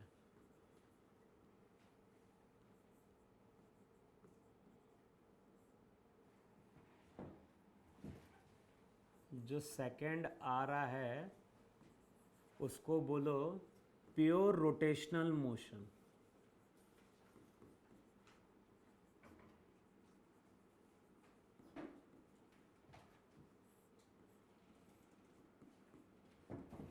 अच्छा, अब एक चीज देखो यार, मान लो हमारे पास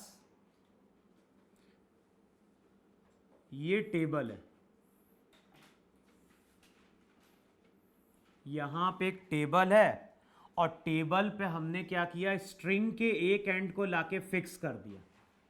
टेबल है, टेबल पे हमने स्ट्रिंग के एक एंड को लाके फिक्स कर दिया और यहां पे एक ब्लॉक या बॉल को लाके क्या कर दिया? अटैच कर दिया।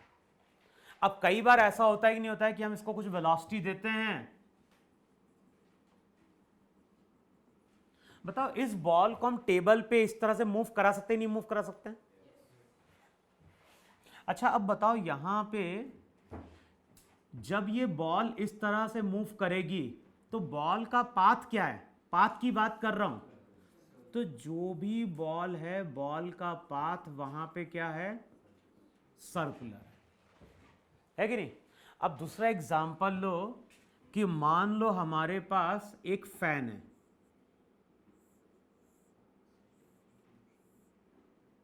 तो यहां पे हमारे पास एक फैन है।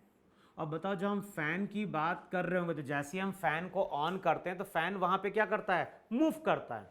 अच्छा जब ये फैन मूव करेगा और फैन पे अगर हमने यहां पे कोई एक पार्टिकल मार्क कर दिया तो ये पार्टिकल कैसे चल रहा होगा? अच्छा मान लो यहां पे हमने एक और पार्टिकल बी को मार्क कर दिया तो वो भी कैसे चल रहा है? देखो है कि नहीं यहाँ पे? सिमिलरली अगर हम बात करें थर्ड केस में किसकी, अर्थ की, तो ये हमारी अर्थ है और ये अर्थ की वहां पे एक्सिस हो गई कि नहीं हो गई?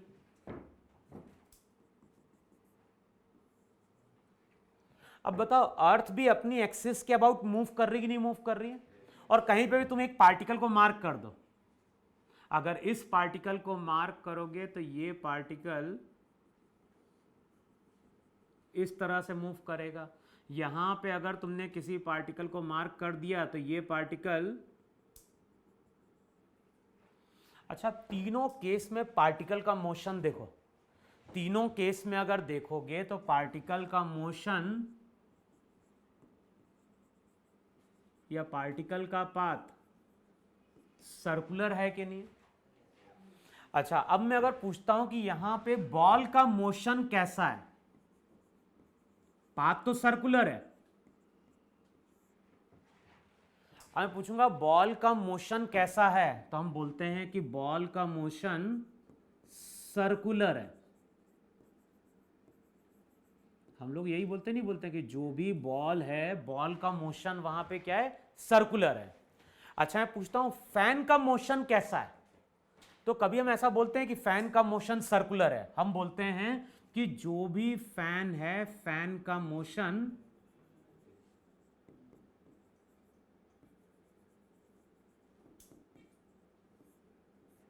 बताओ फैन का मोशन रोटेशनल बोलते हैं कि नहीं बोलते हैं?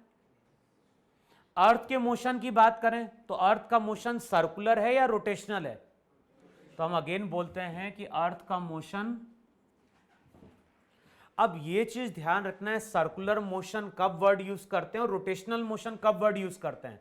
सर्कुलर मोशन की बात करते हैं जब हम पार्टिकल के साइज को नेग्लेक्ट करते हैं। अगर हम बॉडी के साइज को नेग्लेक्ट कर रहे हैं तो मोशन कैसा है, सर्कुलर। और अगर हम बॉडी के साइज को क्या कर रहे हैं, कंसिडर कर रहे हैं, तो फिर वहां पे मोशन क्या है, रोटेशनल है। हमेशा हम बोलते हैं कि अर्थ अपनी एक्सिस के अबाउट रोटेट करता है, कभी हम ऐसा बोलते हैं क्या कि अर्थ अपनी एक्सिस के अबाउट सर्कुलर मोशन परफॉर्म करता है? तो रोटेशनल मोशन वर्ड तभी यूज किया जाता है जब वहां पे हम बॉडी के साइज को क्या करते हैं, कंसिडर करते हैं। क्लियर है इतना? सर्कुलर मोशन में हम बॉडी के साइज को नेग्लेक्ट करते हैं, रोटेशनल मोशन में हम बॉडी का साइज कंसिडर करते हैं। लेकिन ध्यान रखना दोनों ही केस में पार्टिकल किस पाथ पे चल रहा है, सर्कुलर पाथ पे चल रहा है।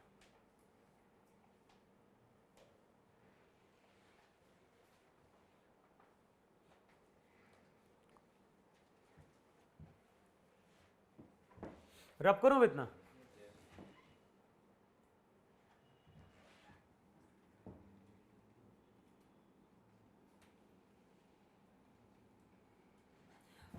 अच्छा रोटेशनल मोशन होता है और तीसरा जो मोशन होता है वो आगे हम डिस्कस करेंगे।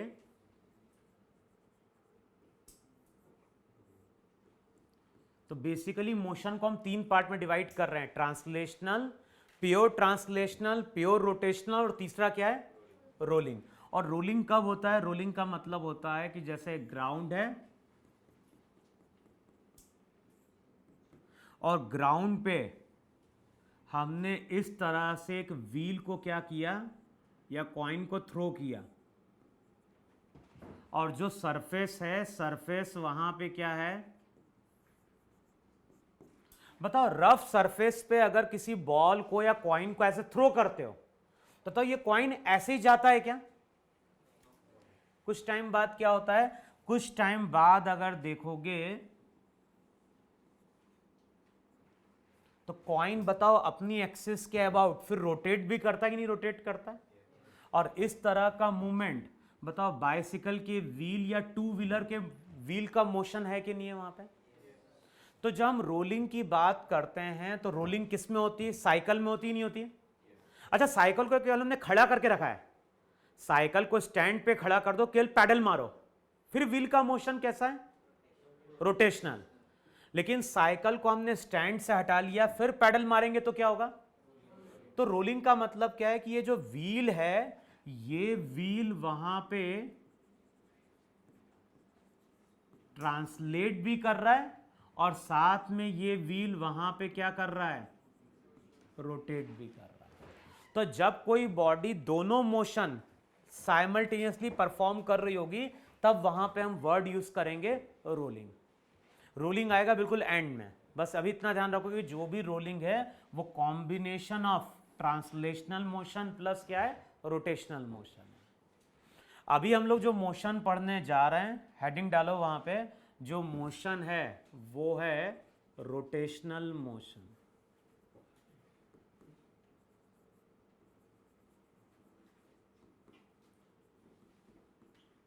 हम लोग जो मोशन पढ़ने जा रहे हैं वो मोशन पढ़ने जा रहे हैं कौन सा, रोटेशनल। और बताओ सबसे पहला पॉइंट मैंने क्या लिखवाया कि जब भी हम रोटेशनल मोशन की बात करेंगे वहां पे हमें बॉडी का साइज क्या करना है, कंसिडर करना है। तो पहला पॉइंट तो यही है कि हमें बॉडी के साइज को वहां पे क्या करना है, कंसिडर करना है। फिर दूसरा पॉइंट मैंने क्या लिखवाया, हम लोग रोटेशनल मोशन की बात तो कर रहे हैं, तो रोटेशनल मोशन के केस में सभी पार्टिकल किस पाथ पे चल रहे हैं, सर्कुलर। लेकिन हमने बॉडी कौन सी कंसिडर करी है, हमने बॉडी कंसिडर करी है रिजिड बॉडी। तो हम लोग रोटेशनल मोशन पढ़ रहे हैं, लेकिन रोटेशनल मोशन पढ़ रहे हैं किसका, रिजिड बॉडी का। अब जैसे देखो वहां पे मान लो हमारे पास यहां पे एक रॉड है,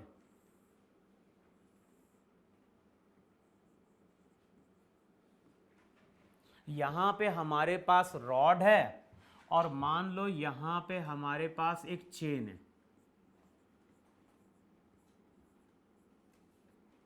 तो यहां पे हम दो बॉडी की बात कर रहे हैं, एक है हमारी रॉड, दूसरी है हमारी क्या है, चेन। अब अगले स्टेप में हम क्या कर रहे हैं, जो भी रॉड है, रॉड को हम इस एक्सिस के अबाउट रोटेट करना स्टार्ट कर देते हैं। अब जैसे ही रॉड को इस एक्सिस के अबाउट रोटेट कराओगे तो कुछ टाइम बाद रॉड ऐसे पहुंच जाएगी, नहीं पहुंच जाएगी? कुछ टाइम बाद और देखोगे तो रॉड ऐसे आ गई कि नहीं आ गई वहां पर? अब ये बताओ मुझे, इस रॉड के जितने भी पार्टिकल्स हैं, जैसे मान लो ये पार्टिकल ए है, ये बी है, ये सी है, कुछ टाइम बाद ये पार्टिकल ए मूव करके यहां पहुंचेगा, बी यहां पहुंचेगा, सी। अब बताओ सभी पार्टिकल का एंगुलर डिस्प्लेसमेंट सेम हुआ कि नहीं हुआ? भाई एंगुलर डिस्प्लेसमेंट का मतलब क्या था, रेफरेंस लाइन से। क्या होता है एंगुलर डिस्प्लेसमेंट, कुछ डिफरेंस होता है एंगुलर डिस्प्लेसमेंट और एंगुलर पोजीशन में?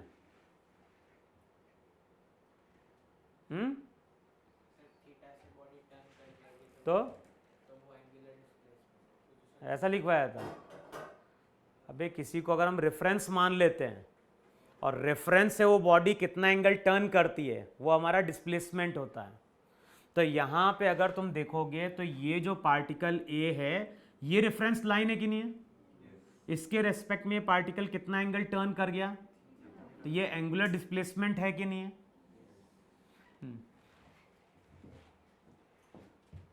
अच्छा, अब ये बताओ यहां पे जितने पार्टिकल्स हैं सबके लिए थीटा सेम है कि नहीं है?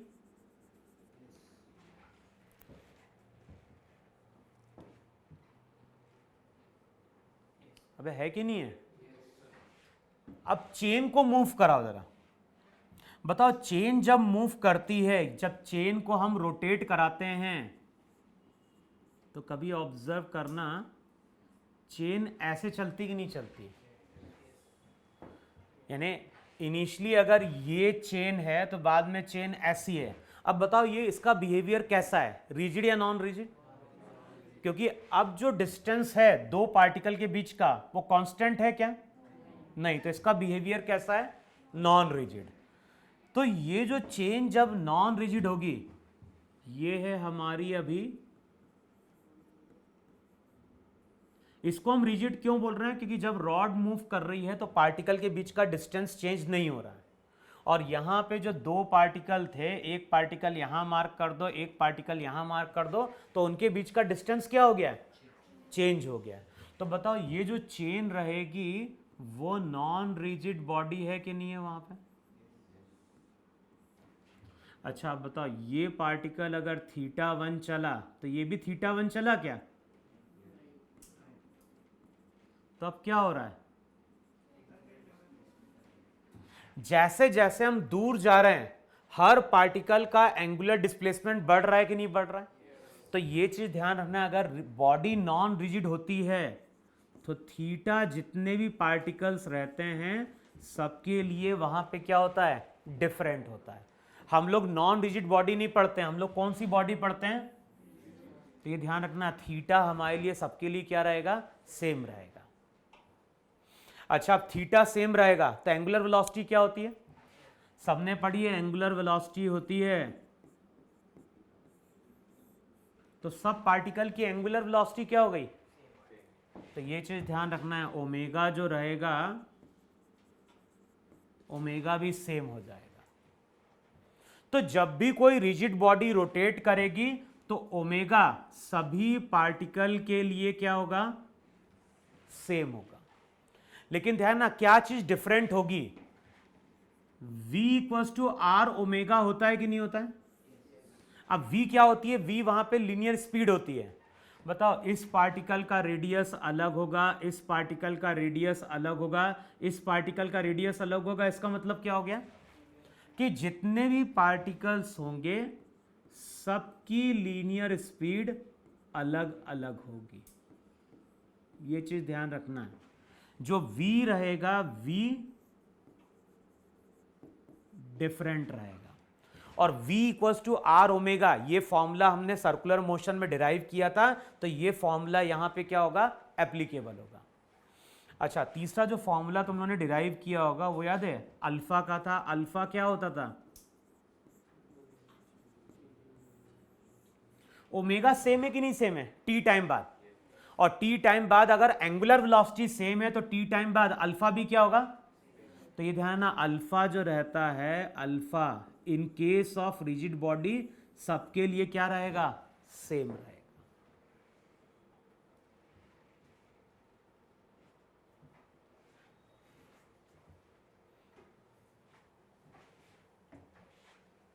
लिखा है इतना? अच्छा, अब मैंने यहां पे क्या बोला? Omega equals to theta by t से मैंने बोला कि सभी पार्टिकल के लिए ओमेगा सेम रहेगा। v equals to r omega, ध्यान, जो फॉर्मूले हमने सर्कुलर मोशन में डिराइव करे थे वो फॉर्मूले यहां पे एप्लीकेबल हैं। तो दूसरा फॉर्मूला था v equals to r omega, alpha क्या होता है? D omega by d T.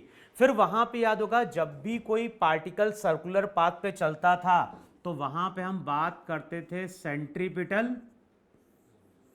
तो ये फॉर्मूला भी एप्लीकेबल होगा, a c equals to r omega square.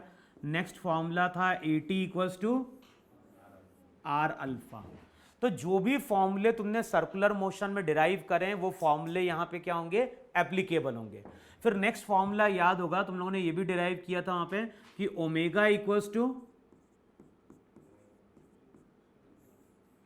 Next relation क्या था? नेक्स्ट रिलेशन था theta equals to omega naught t plus क्या हो गया,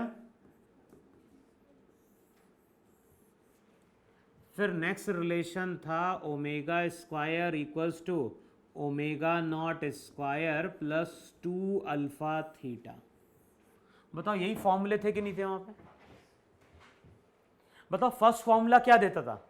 अब मैं ये सब डिराइव नहीं कर रहा हूं, ये सब अपन ने रिजल्ट सर्कुलर मोशन में डिराइव किए थे। बताओ ये फॉर्मूला क्या देता है? ये फॉर्मूला देता है टी टाइम बाद बॉडी की new angular velocity. Omega naught क्या था? इनिशियल। अल्फा एक्सेलरेशन था। फिर ये रिजल्ट क्या देता है? ये रिजल्ट देता है टी टाइम बाद पार्टिकल का एंगुलर डिस्प्लेसमेंट। फिर ये रिजल्ट क्या देगा? थीटा डिस्प्लेसमेंट बाद पार्टिकल की एंगुलर वेलोसिटी। तो ये सभी फॉर्मूले यहां पे क्या होंगे? एप्लीकेबल होंगे। और देखोगे मॉड्यूल में स्टार्टिंग में यही फॉर्मूले का यूज दिया हुआ है। तो सर्कुलर मोशन का जो चैप्टर था उसको रिवाइज कर लेना, समझ में आएगा ओमेगा की यूनिट क्या थी, अल्फा की यूनिट क्या थी और किस फॉर्म में हम लोग यूज करते थे रिजल्ट को। अच्छा, वहां पे केवल ये चीज ध्यान रखना है, ये सभी फॉर्मूले कब एप्लीकेबल होते थे? ये सभी फॉर्मूले एप्लीकेबल होते थे, देखो चेक करो लिखवाया था लिखवाया था, ये फॉर्मूले तभी एप्लीकेबल होते हैं जब अल्फा क्या होता है? कांस्टेंट होता है। तो इस पे अभी अपन कोई न्यूमेरिकल सॉल्व नहीं कर रहे हैं क्योंकि ये सब तुम्हारे इसमें दिया हुआ है।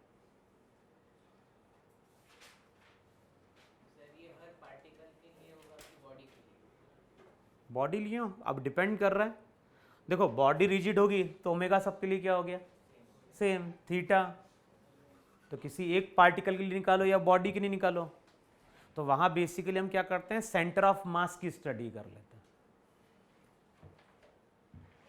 रब करूं मैं इतना? फिर देखो नेक्स्ट, देखो यहां पे ये हो गया ग्राउंड,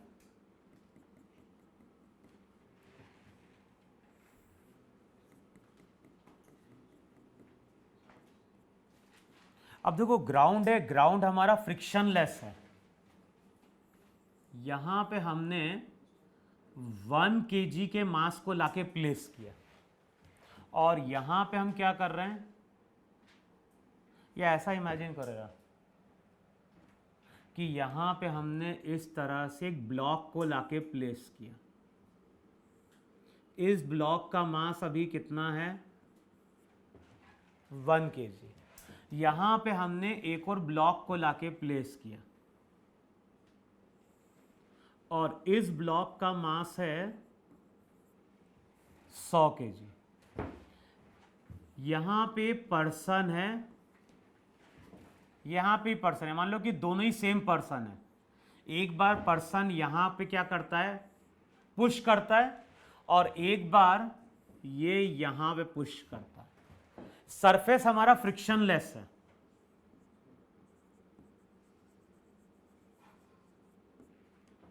ये भी स्मूथ है और ये भी स्मूथ है। बताओ दोनों ही ब्लॉक हैं, क्या चीज दोनों ब्लॉक की अलग अलग है? मास अलग अलग है। और हम ये मान के चल रहे हैं कि दोनों ही केस में पर्सन सेम अमाउंट का फोर्स लगा पा रहा है। मान लो यहां पे अगर कुछ 10 न्यूटन का फोर्स लगा पा रहा है तो यहां पे भी वो क्या कर पा रहा है? 10 न्यूटन का फोर्स लगा रहा है। तो हम क्या कर रहे हैं? जब एक्सपेरिमेंट परफॉर्म कर रहे हैं तो फोर्स को हम यहां पे सेम अप्लाई कर रहे हैं। अब बताओ सेम अमाउंट का फोर्स जब हम दोनों ब्लॉक पे अप्लाई करेंगे तो क्या होगा? कौन सा ब्लॉक तेजी से चलेगा? या देखो इसको हम ऐसा पूछें, किस केस में ब्लॉक को चलाना इजी है? ब्लॉक को देखो, अगर मैं पूछ रहा हूं देखो दोनों ही केस में ब्लॉक चलेगा कि नहीं चलेगा, कि सरफेस तो फ्रिक्शनलेस है। मैं अगर पूछ रहा हूं किसको चलाना इजी है, तो इसका हम स्पीड की बात कर रहे हैं। कौन सी चीज तेजी से चल रही होगी? 1 kg को हम तेजी से मूव करा पाएंगे और 100 kg को धीरे से मूव करा पाएंगे। जबकि फोर्स हमने दोनों पे सेम अप्लाई किया कि नहीं अप्लाई किया? तो अगर मैं तुमसे पूछता हूं कि किस ब्लॉक को चलाना हमारे लिए इजी है, किस ब्लॉक को चलाने का मतलब है किस ब्लॉक को हम तेजी से चला पा रहे हैं, तो हम बोलेंगे इस केस में हम ब्लॉक को तेजी से चला पाते हैं। अब देखो, जो भी रिजल्ट में डिफरेंस आता है वो किसके कारण आ रहा है, वो आ रहा है ड्यू टू मास। देखो है कि नहीं है? अच्छा, मास को हम क्या डिफाइन करते हैं ये बताओ मुझे। मास को हम लोग क्या डिफाइन करते हैं? जो टोटल अमाउंट ऑफ मैटर होता है बॉडी में, मास है। यहां से हम ये भी बोल सकते नहीं बोल सकते कि जो मास है, मास बॉडी की प्रॉपर्टी है। जब भी हम मास की बात कर रहे हैं तो हम क्या बोल रहे हैं, मास बॉडी की प्रॉपर्टी है, और ये जो प्रॉपर्टी रहती है वो बॉडी के ट्रांसलेशनल मोशन को क्या कर रही है, अपोज कर रही है। भाई मास जितना कम होगा बॉडी को चलाना उतना ही क्या होगा, इजी हो जाएगा। तो हम बेसिकली क्या बोलते हैं कि मास क्या है, मास बॉडी की प्रॉपर्टी है जो क्या करती है, अपोज करती है। कब अपोज करती है, अगर कोई बॉडी रुकी हुई है, अगर कोई बॉडी रुकी हुई है और बॉडी को हम चलाने की कोशिश कर रहे हैं तो मास क्या कर रहा है, जितना ज्यादा होगा, जितना ज्यादा मास होगा उतना ही ज्यादा वो वहां पे क्या कर रहा होगा, अपोज कर रहा होगा। तो ऐसा हम बोल सकते हैं कि मास बॉडी की प्रॉपर्टी है जो क्या करती है, रजिस्ट करती है। किसको रजिस्ट करती है, उसके मोशन को। अगर कोई बॉडी रेस्ट में है और उसको हम चलाने की कोशिश कर रहे हैं तो उस केस में मास उसके मोशन को क्या करता है, अपोज करता है वहां पे। तो जिस तरह से मास बॉडी के ट्रांसलेशनल मोशन को क्या कर रहा है, अपोज करने की कोशिश करता है, सिमिलरली हम किसकी बात करने जा रहे हैं, ये लिखा ही, लिखना है कि हटा दूं मैं,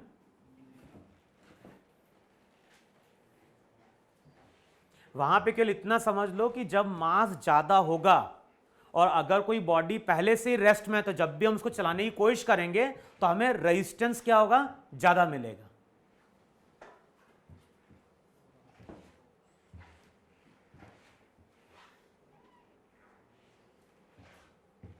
तो बेसिकली हम लोग क्या बोल रहे हैं, मास बॉडी की प्रॉपर्टी है जो उसके ट्रांसलेशनल मोशन को क्या कर रही है, अपोज कर रही है।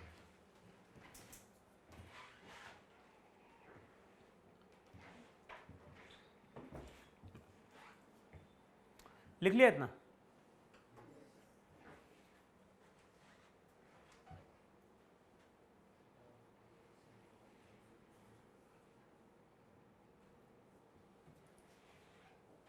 रब करें? अब देखो एक चीज है, सोच के तुम लोग बताओ जरा, इस तरह से हमारे पास दो व्हील है, हमारे पास इस तरह से दो व्हील है, दोनों का मास सेम है। भाई साइकिल के हमारे पास दो व्हील हैं, एक व्हील ये है, एक व्हील ये है, दोनों का मास सेम है। अच्छा, दोनों ही व्हील अपने सेंटर के अबाउट रोटेट कर सकते हैं। एक व्हील बहुत बड़ा है, एक व्हील बहुत छोटा है, और ऐसा इमेजिन कर लो कि वॉल में यहां पे एक नेल लगा है और नेल के ऊपर हमने व्हील को लाके क्या कर दिया है, हिंच कर दिया है। अब हम क्या कर रहे हैं, इन दोनों ही व्हील पे, अच्छा दोनों व्हील अभी कैसे हैं, रेस्ट में। अब हम क्या कर रहे हैं, यहां पे कोई पर्सन है, वो पर्सन यहां पे भी फोर्स लगाता है और सेम अमाउंट का फोर्स, समझ रहे, दो व्हील है, दोनों पे हम क्या कर रहे हैं, सेम अमाउंट का फोर्स लगा रहे हैं। अब बताओ जब हम सेम अमाउंट का फोर्स लगाएंगे कौन सी चीज तेजी से रोटेट करेगी?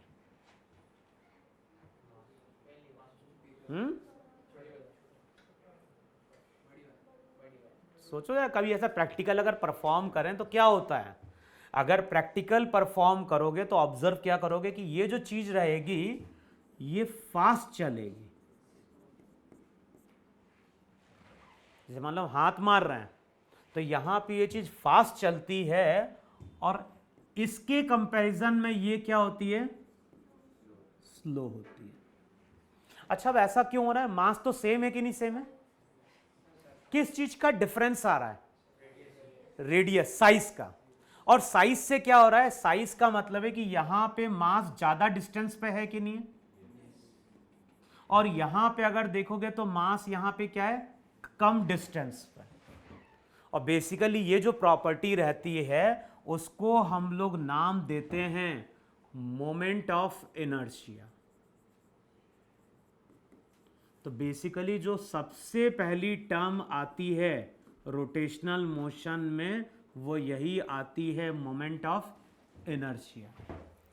तो बेसिकली हम क्या बोल रहे हैं? जब किसी बॉडी को हम ट्रांसलेट कराने की कोशिश करते हैं रेस्ट से, तो मास क्या करता है? अपोज करता है। सिमिलरली अगर कोई बॉडी रुकी हुई है और उसको हम क्या कराने की कोशिश कर रहे हैं, दोनों ही केस में बताओ बॉडी को हम रोटेट कराने की कोशिश कर रहे हैं कि नहीं कर रहे हैं? दोनों ही केस में बॉडी पहले से रेस्ट में थी, इसको हम रोटेट कराने की कोशिश कर रहे हैं। ये इजिली चल पाती है और ये क्या करती है? एफर्ट से चलती है, ज्यादा एफर्ट लगाते हैं तब ये चल पाती है। तो ये डिफरेंस किसके कारण आता है? ये डिफरेंस आता है इस बॉडी की किसी प्रॉपर्टी के कारण, और उसी प्रॉपर्टी को हमने क्या नाम दिया है? Moment of inertia. तो मोमेंट ऑफ इनर्शिया को हम क्या बोलेंगे? मोमेंट ऑफ इनर्शिया को हम बोलेंगे कि ये बॉडी की प्रॉपर्टी है जो क्या कर रही है? जो उसके रोटेशनल मोशन के चेंज को क्या कर रही है? रजिस्ट कर रही है।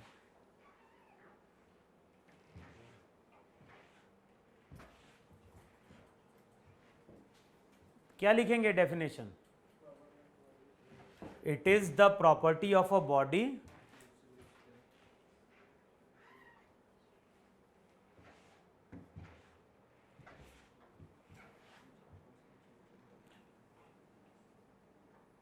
क्या लिखा?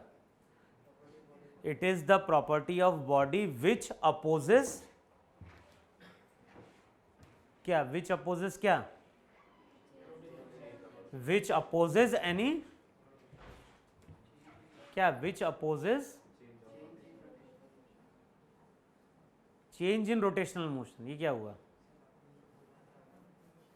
मैंने क्या बोला है कि अगर कोई बॉडी रेस्ट में है और उसको अगर हम रोटेट करने की कोशिश करेंगे तो मोमेंट ऑफ इनर्शिया क्या करेगी? उसको अपोज करेगी। ये मैंने बोला है लिखने के लिए। तब क्या लिखेंगे डेफिनेशन? तेरा तो इंग्लिश मीडियम है ना, फिर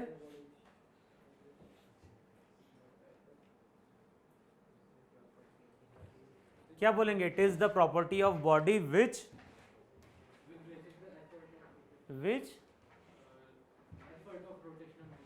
क्या क्या क्या? Which will resist effort of rotational motion.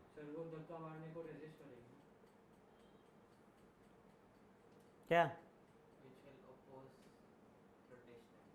Rotational change होगा ना, चेंज इन रोटेशनल मोशन। क्या बोलेंगे इसको वहां पे? सबका हिंदी मीडियम है क्या? क्या था तेरा? कौन सा स्कूल है तेरा? हाँ, तो बोल डेफिनेशन फिर।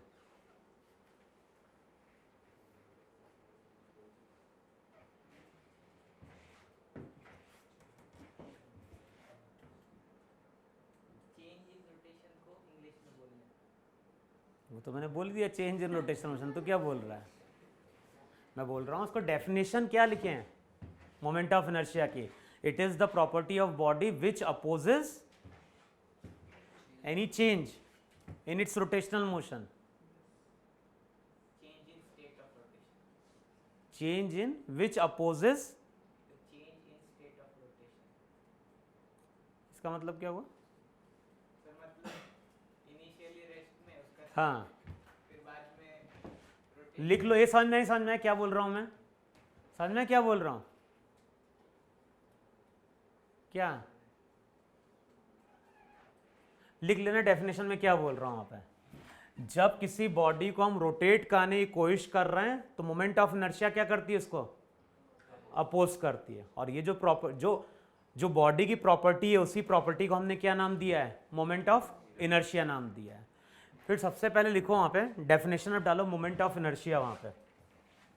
हम लोग बेसिकली किसकी बात करने जा रहे हैं? बात करने जा रहे हैं moment of inertia.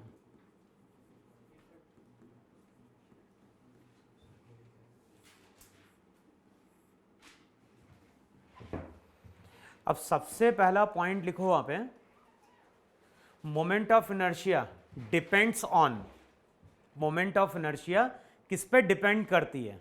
Moment of inertia depends on, पहला लिखो वहां पे, shape and size of the body.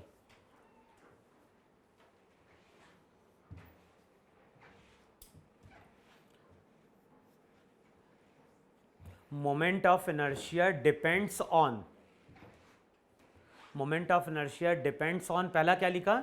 Shape and size of the body. दूसरा लिखो वहां पे distribution of mass.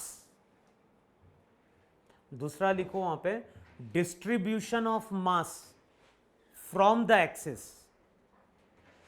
Second point क्या है? Distribution of mass from the axis. और तीसरा लिख लो वहां पे density of material. Moment of inertia depends on, किस पे डिपेंड कर रही है? बॉडी की डेंसिटी पे, शेप एंड साइज पे, और तीसरा किस पे डिपेंड कर रही है? Distribution of mass from the axis. अब जैसे मैं अगर बोल रहा हूं कि ये हमारी एक एक्सिस है, ये हमारी एक एक्सिस है, और एक्सिस से कुछ डिस्टेंस पे एक मास है, और ये मास एक्सिस से कितने डिस्टेंस पे है? आर। तो हमारे पास एक पार्टिकल है, इस पार्टिकल का मास m है, और ये पार्टिकल एक्सिस से कितने डिस्टेंस पे है? लेकिन ध्यान है, r कौन सा डिस्टेंस होता है? तो r वहां पे परपेंडिकुलर डिस्टेंस लिया जाता है। अब अगर हमारे पास कोई पार्टिकल है जो एक्सिस से कितने डिस्टेंस पे है?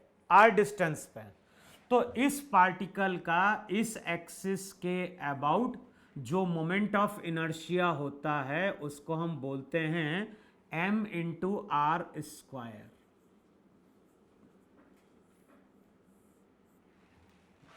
अगर हमारे पास कोई पार्टिकल है जिसका एक्सिस से डिस्टेंस कितना है? r, तो इस पार्टिकल का इस एक्सिस के अबाउट जो मोमेंट ऑफ इनर्शिया होता है उसका फॉर्मूला होता है m इंटू आर स्क्वायर।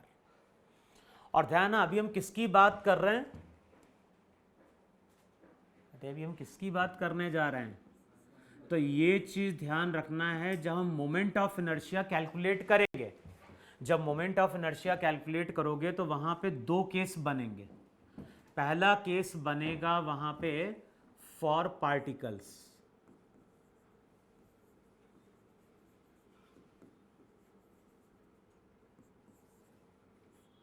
और दूसरा लिखो वहां पे फॉर कंटिन्यूअस मास डिस्ट्रीब्यूशन।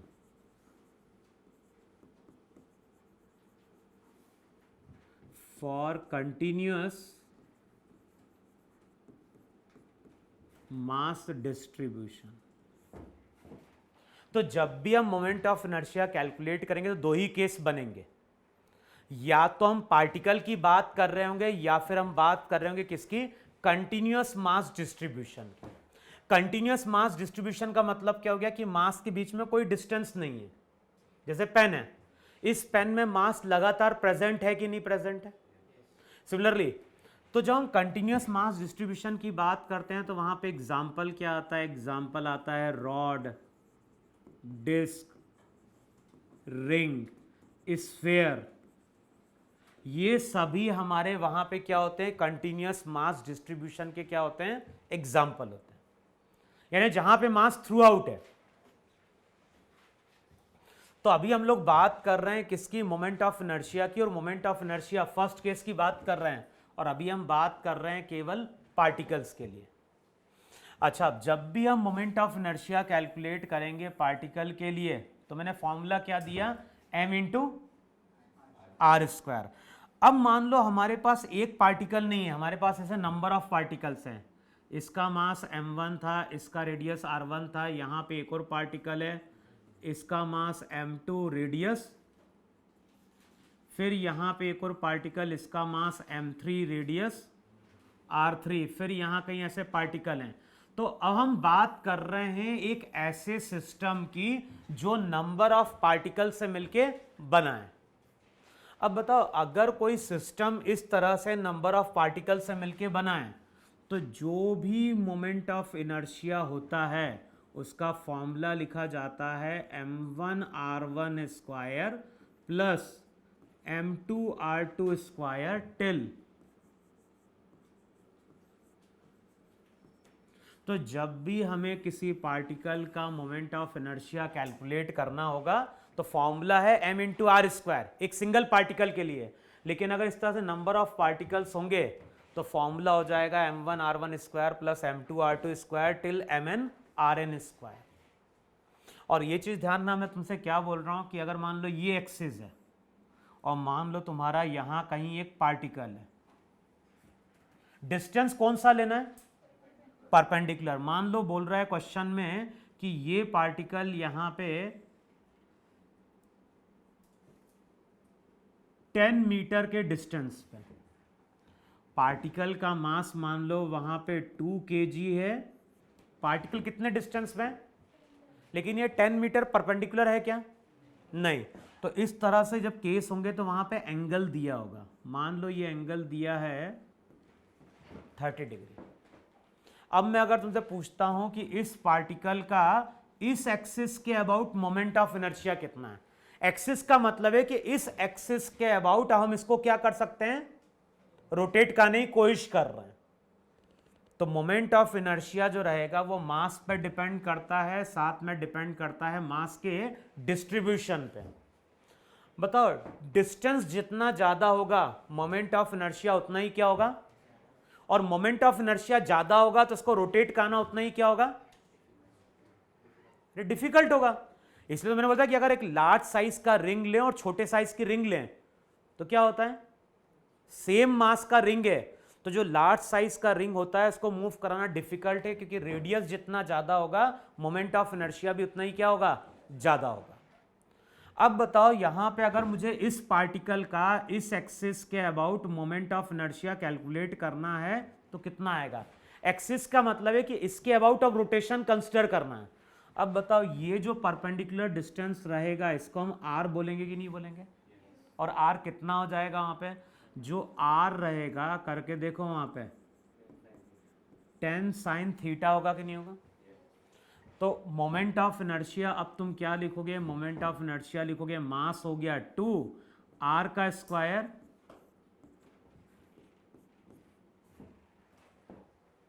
देखो यही आएगा कि नहीं आएगा वहां पे, तो 25 इंटू 2 कितना 50। अच्छा, इसकी यूनिट क्या होगी, मास हमने लिया है केजी में, डिस्टेंस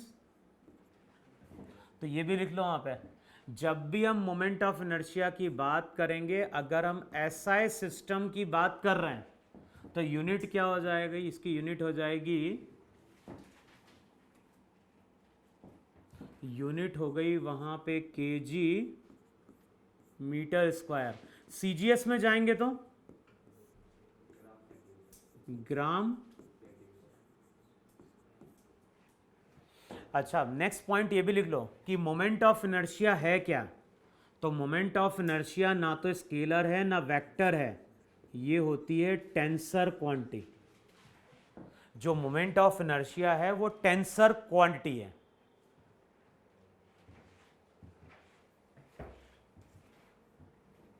और टेंसर का मतलब होता है कि हर डायरेक्शन में इसकी वैल्यू डिफरेंट होगी।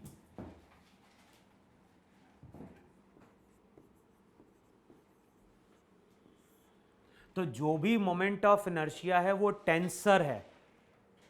टेंसर का मतलब होता है कि हर डायरेक्शन में उसकी वैल्यू क्या होगी, अलग अलग निकल के आएगी। लेकिन ध्यान रखना, ये टेंसर क्वांटिटी है। अब टेंसर तो सिलेबस में है नहीं, लेकिन इस क्वांटिटी का एडिशन और सब्ट्रैक्शन, इस क्वांटिटी का एडिशन और सब्ट्रैक्शन सिमिलर टू स्केलर होता है। जिस तरह से हम स्केलर क्वांटिटी को ऐड या सब्ट्रैक्ट कर देते हैं, सेम वही कॉन्सेप्ट यहां पे हम अप्लाई करेंगे। तो ये बस ध्यान रखना कि जो मोमेंट ऑफ इनर्शिया है ना तो स्केलर है ना वेक्टर है, ये एक टेंसर क्वांटिटी है। और टेंसर का मतलब होता है कि हर डायरेक्शन में इसकी वैल्यू क्या होगी, अलग अलग निकल के आएगी।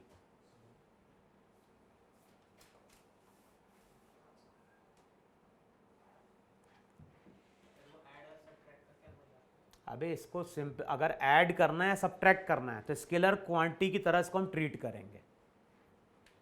लिखा है इतना। अब जैसे देखो यहां पे मैं अगर बोलता हूं कि यहां पे एक ट्राइंगल है और ये ट्राइंगल इक्विलेटरल ट्राइंगल है, हमारे पास इक्विलेटरल ट्राइंगल है, इसके कॉर्नर पे हमने 3 पार्टिकल को लाके अटैच कर दिया। साइड की लेंथ, ये इक्विलेटरल ट्राइंगल है। अच्छा अब इसको यहां पे हम डिफाइन कर रहे हैं एक्स एक्सिस। ये जो बोर्ड है इसको हम डिफाइन कर रहे हैं एक्स एक्सिस, ये हो गई वाई एक्सिस, और इसके परपेंडिकुलर यहां पे क्या हो गई, जेड एक्सिस। अच्छा मोमेंट ऑफ इनर्शिया किस पे डिपेंड करता है, मोमेंट ऑफ इनर्शिया डिपेंड करता है एक्सिस पे, किसके अबाउट हम रोटेट करना चाहते हैं। तो सबसे पहला केस लिखो कि जो मोमेंट ऑफ इनर्शिया है वो हम कैलकुलेट करना चाहते हैं। बताओ ये एक्सिस वाई है कि नहीं। तो हम मोमेंट ऑफ इनर्शिया किसके अबाउट कैलकुलेट करना चाहते हैं, इसको हम वाई वाई एक्सिस बोलते हैं, कई बार ऐसा नाम दिया था वाई वाई एक्सिस। तो अब तुम क्या बोलोगे, अगर मोमेंट ऑफ इनर्शिया तुम्हें, उसको ऐसे भी डिनोट किया जाता है कई बार, भाई एक एंड भी वाई है दूसरा एंड भी क्या है, तो उसको कई बार आई वाई वाई बोला जाता है। इसका मतलब कि मोमेंट ऑफ इनर्शिया वाई के अबाउट कंसिडर करना है, इसका मतलब रोटेशन हमें वाई के अबाउट लेना है। अच्छा तो किसका मोमेंट ऑफ इनर्शिया 0 होगा, जो पार्टिकल एक्सिस पे आएगा उसके लिए परपेंडिकुलर डिस्टेंस 0। अच्छा अब ये पार्टिकल कितने डिस्टेंस पे, l/2 पे, और ये भी कितने पे, तो m इंटू l/2 का स्क्वायर इंटू क्या कर दो, 2 कर दो। तो ये तुम्हारा वहां पे y के अबाउट मोमेंट ऑफ इनर्शिया होगा, और ये कितना हो जाएगा, ml²/2। देखो आ रहा कि नहीं आ रहा इतना। अच्छा अब दूसरा डायग्राम, इसी में डायग्राम में चेंज करो।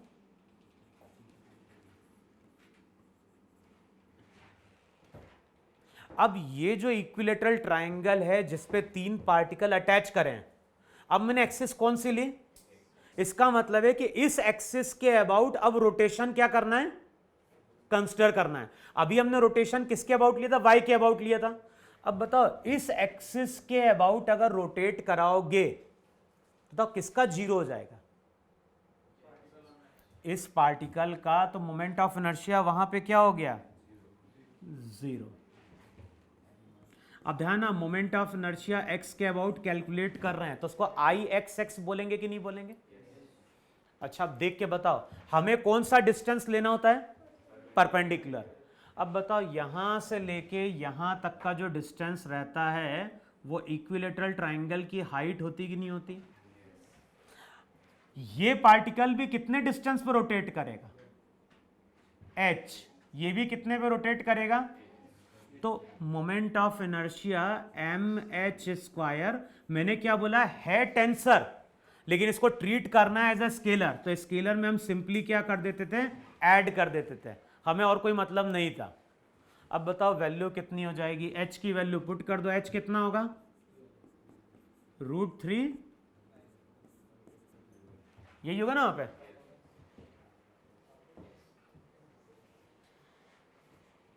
अबे सही लिखा ही नहीं लिखा है, वैल्यू पुट कर दो वहां पे।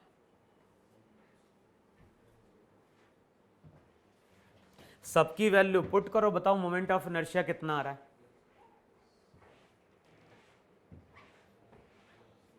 कितना। अब इतना टाइम लगेगा क्या, हाँ 3/4 3/4 3/2 कितना, 3ml²/2, यही आ रहा ना। अब यहां पे एक्सिस लो ये वाली, बताओ ये एक्सिस कौन सी है? तो ये जो एक्सिस है ये एक्सिस मेरी क्या है? z है।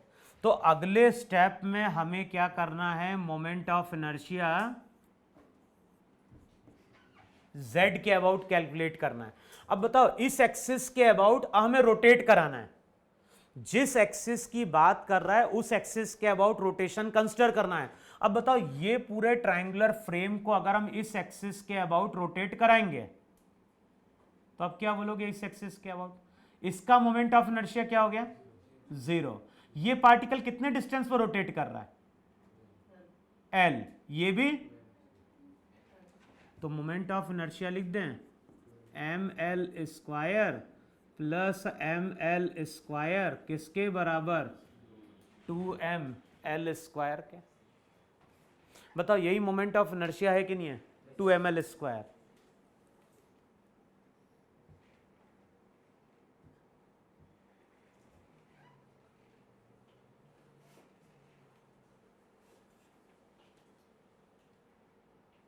लिखा है इतना? अब देखो इस तरह का क्वेश्चन है ना, आईआईटी में आ चुका है। और क्वेश्चन में क्या बोला गया था? क्वेश्चन में बोला गया था वहां पे कि एक स्क्वायर है, यहां पे हमारे पास एक स्क्वायर है, स्क्वायर के कॉर्नर पे ध्यान, पार्टिकल है यहां पे,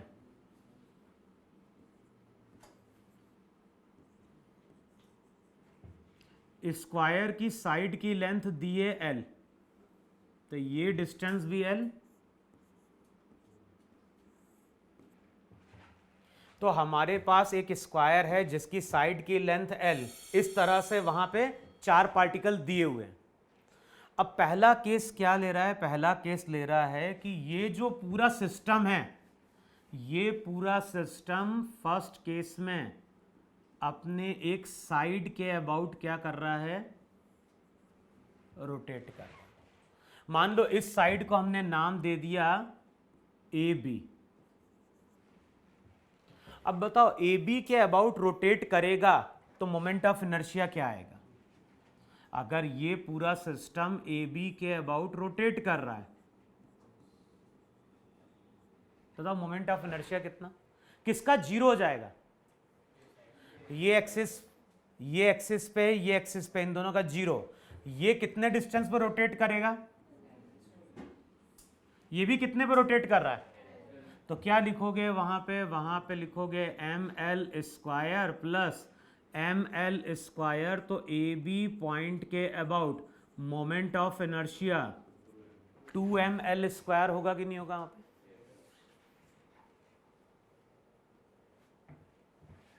तो ये ए बी के अबाउट वहां पे क्या है?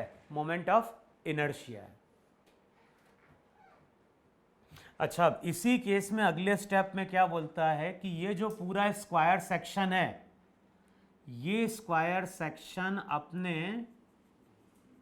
डायगोनल के अबाउट रोटेट कर रहा है। इसको बोल दो C, इसको बोल दो D। अब बताओ CD के अबाउट अगर मोमेंट ऑफ इनर्शिया कैलकुलेट करना है तो किसका 0 हो जाएगा? इस पार्टिकल का 0, इस पार्टिकल का 0। अच्छा, स्क्वायर की प्रॉपर्टी क्या होती है? स्क्वायर की प्रॉपर्टी होती है कि दोनों डायगोनल आपस में परपेंडिकुलर होते हैं कि नहीं होते हैं? तो ये भी परपेंडिकुलर डिस्टेंस है, ये भी क्या है? परपेंडिकुलर डिस्टेंस है। अगर नहीं होता तो फिर हम कैलकुलेट करते हैं। अबे आएगा नहीं समझ में क्या बोल रहा हूं? मैं बोल रहा हूं जैसे स्क्वायर की जगह मान लो रेक्टेंगल हो जाता। अब रेक्टेंगल में एक पार्टिकल यहाँ पे, एक पार्टिकल यहाँ पे, एक पार्टिकल यहाँ पे। अब मैं अगर तुमसे बोलता हूं कि ये रेक्टेंगल अपने एक डायगोनल के अबाउट, तो फिर ये डिस्टेंस परपेंडिकुलर होता है क्या? फिर परपेंडिकुलर के लिए हमें क्या करना पड़ता है? यहां से ट्रिग्नोमेट्री से ये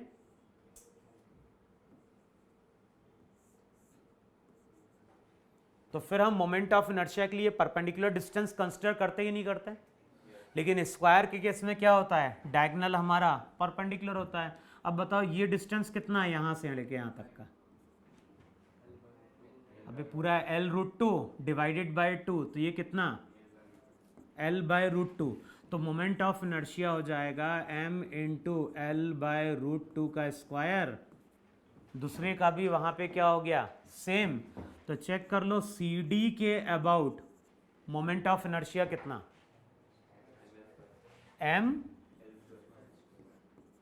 तो यही हमारा वहां पे क्या है मोमेंट ऑफ इनर्शिया। इतना समझ में नहीं समझ में? तो जितना भी केस हमने लिया है ये हमने लिया है पार्टिकल का, पार्टिकल पे नहीं बनता।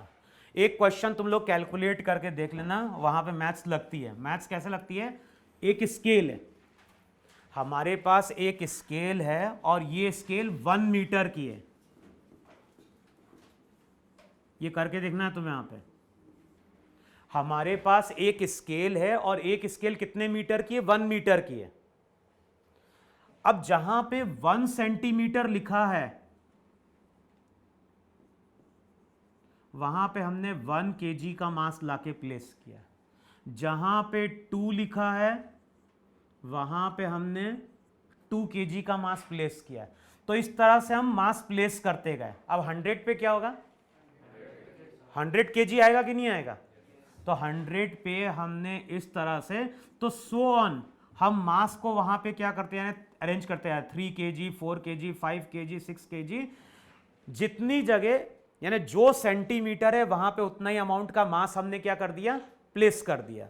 अब ये जो स्केल है इस स्केल को हम इस एंड के अबाउट क्या कर रहे हैं रोटेट करा रहे हैं। तो अब मैथ्स यूज करना और कैलकुलेट करके बताना अगली क्लास में कि इसका मोमेंट ऑफ इनर्शिया कितना आता है कि नहीं। तो यहां पे अब कुछ मैथ्स यूज होगी, मैथ्स यूज करना और चेक करके देखना मोमेंट ऑफ इनर्शिया कितना आता है। लेकिन आईआईटी में क्वेश्चन नहीं आता है पार्टिकल से, जो भी क्वेश्चन आता है वो मेनली किससे आता है कंटिन्यूअस मास से। तो अगली क्लास में अपन लोग डिस्कस करेंगे फिर वहां पे क्या कंटिन्यूअस मास डिस्ट्रीब्यूशन। ठीक है, चलो।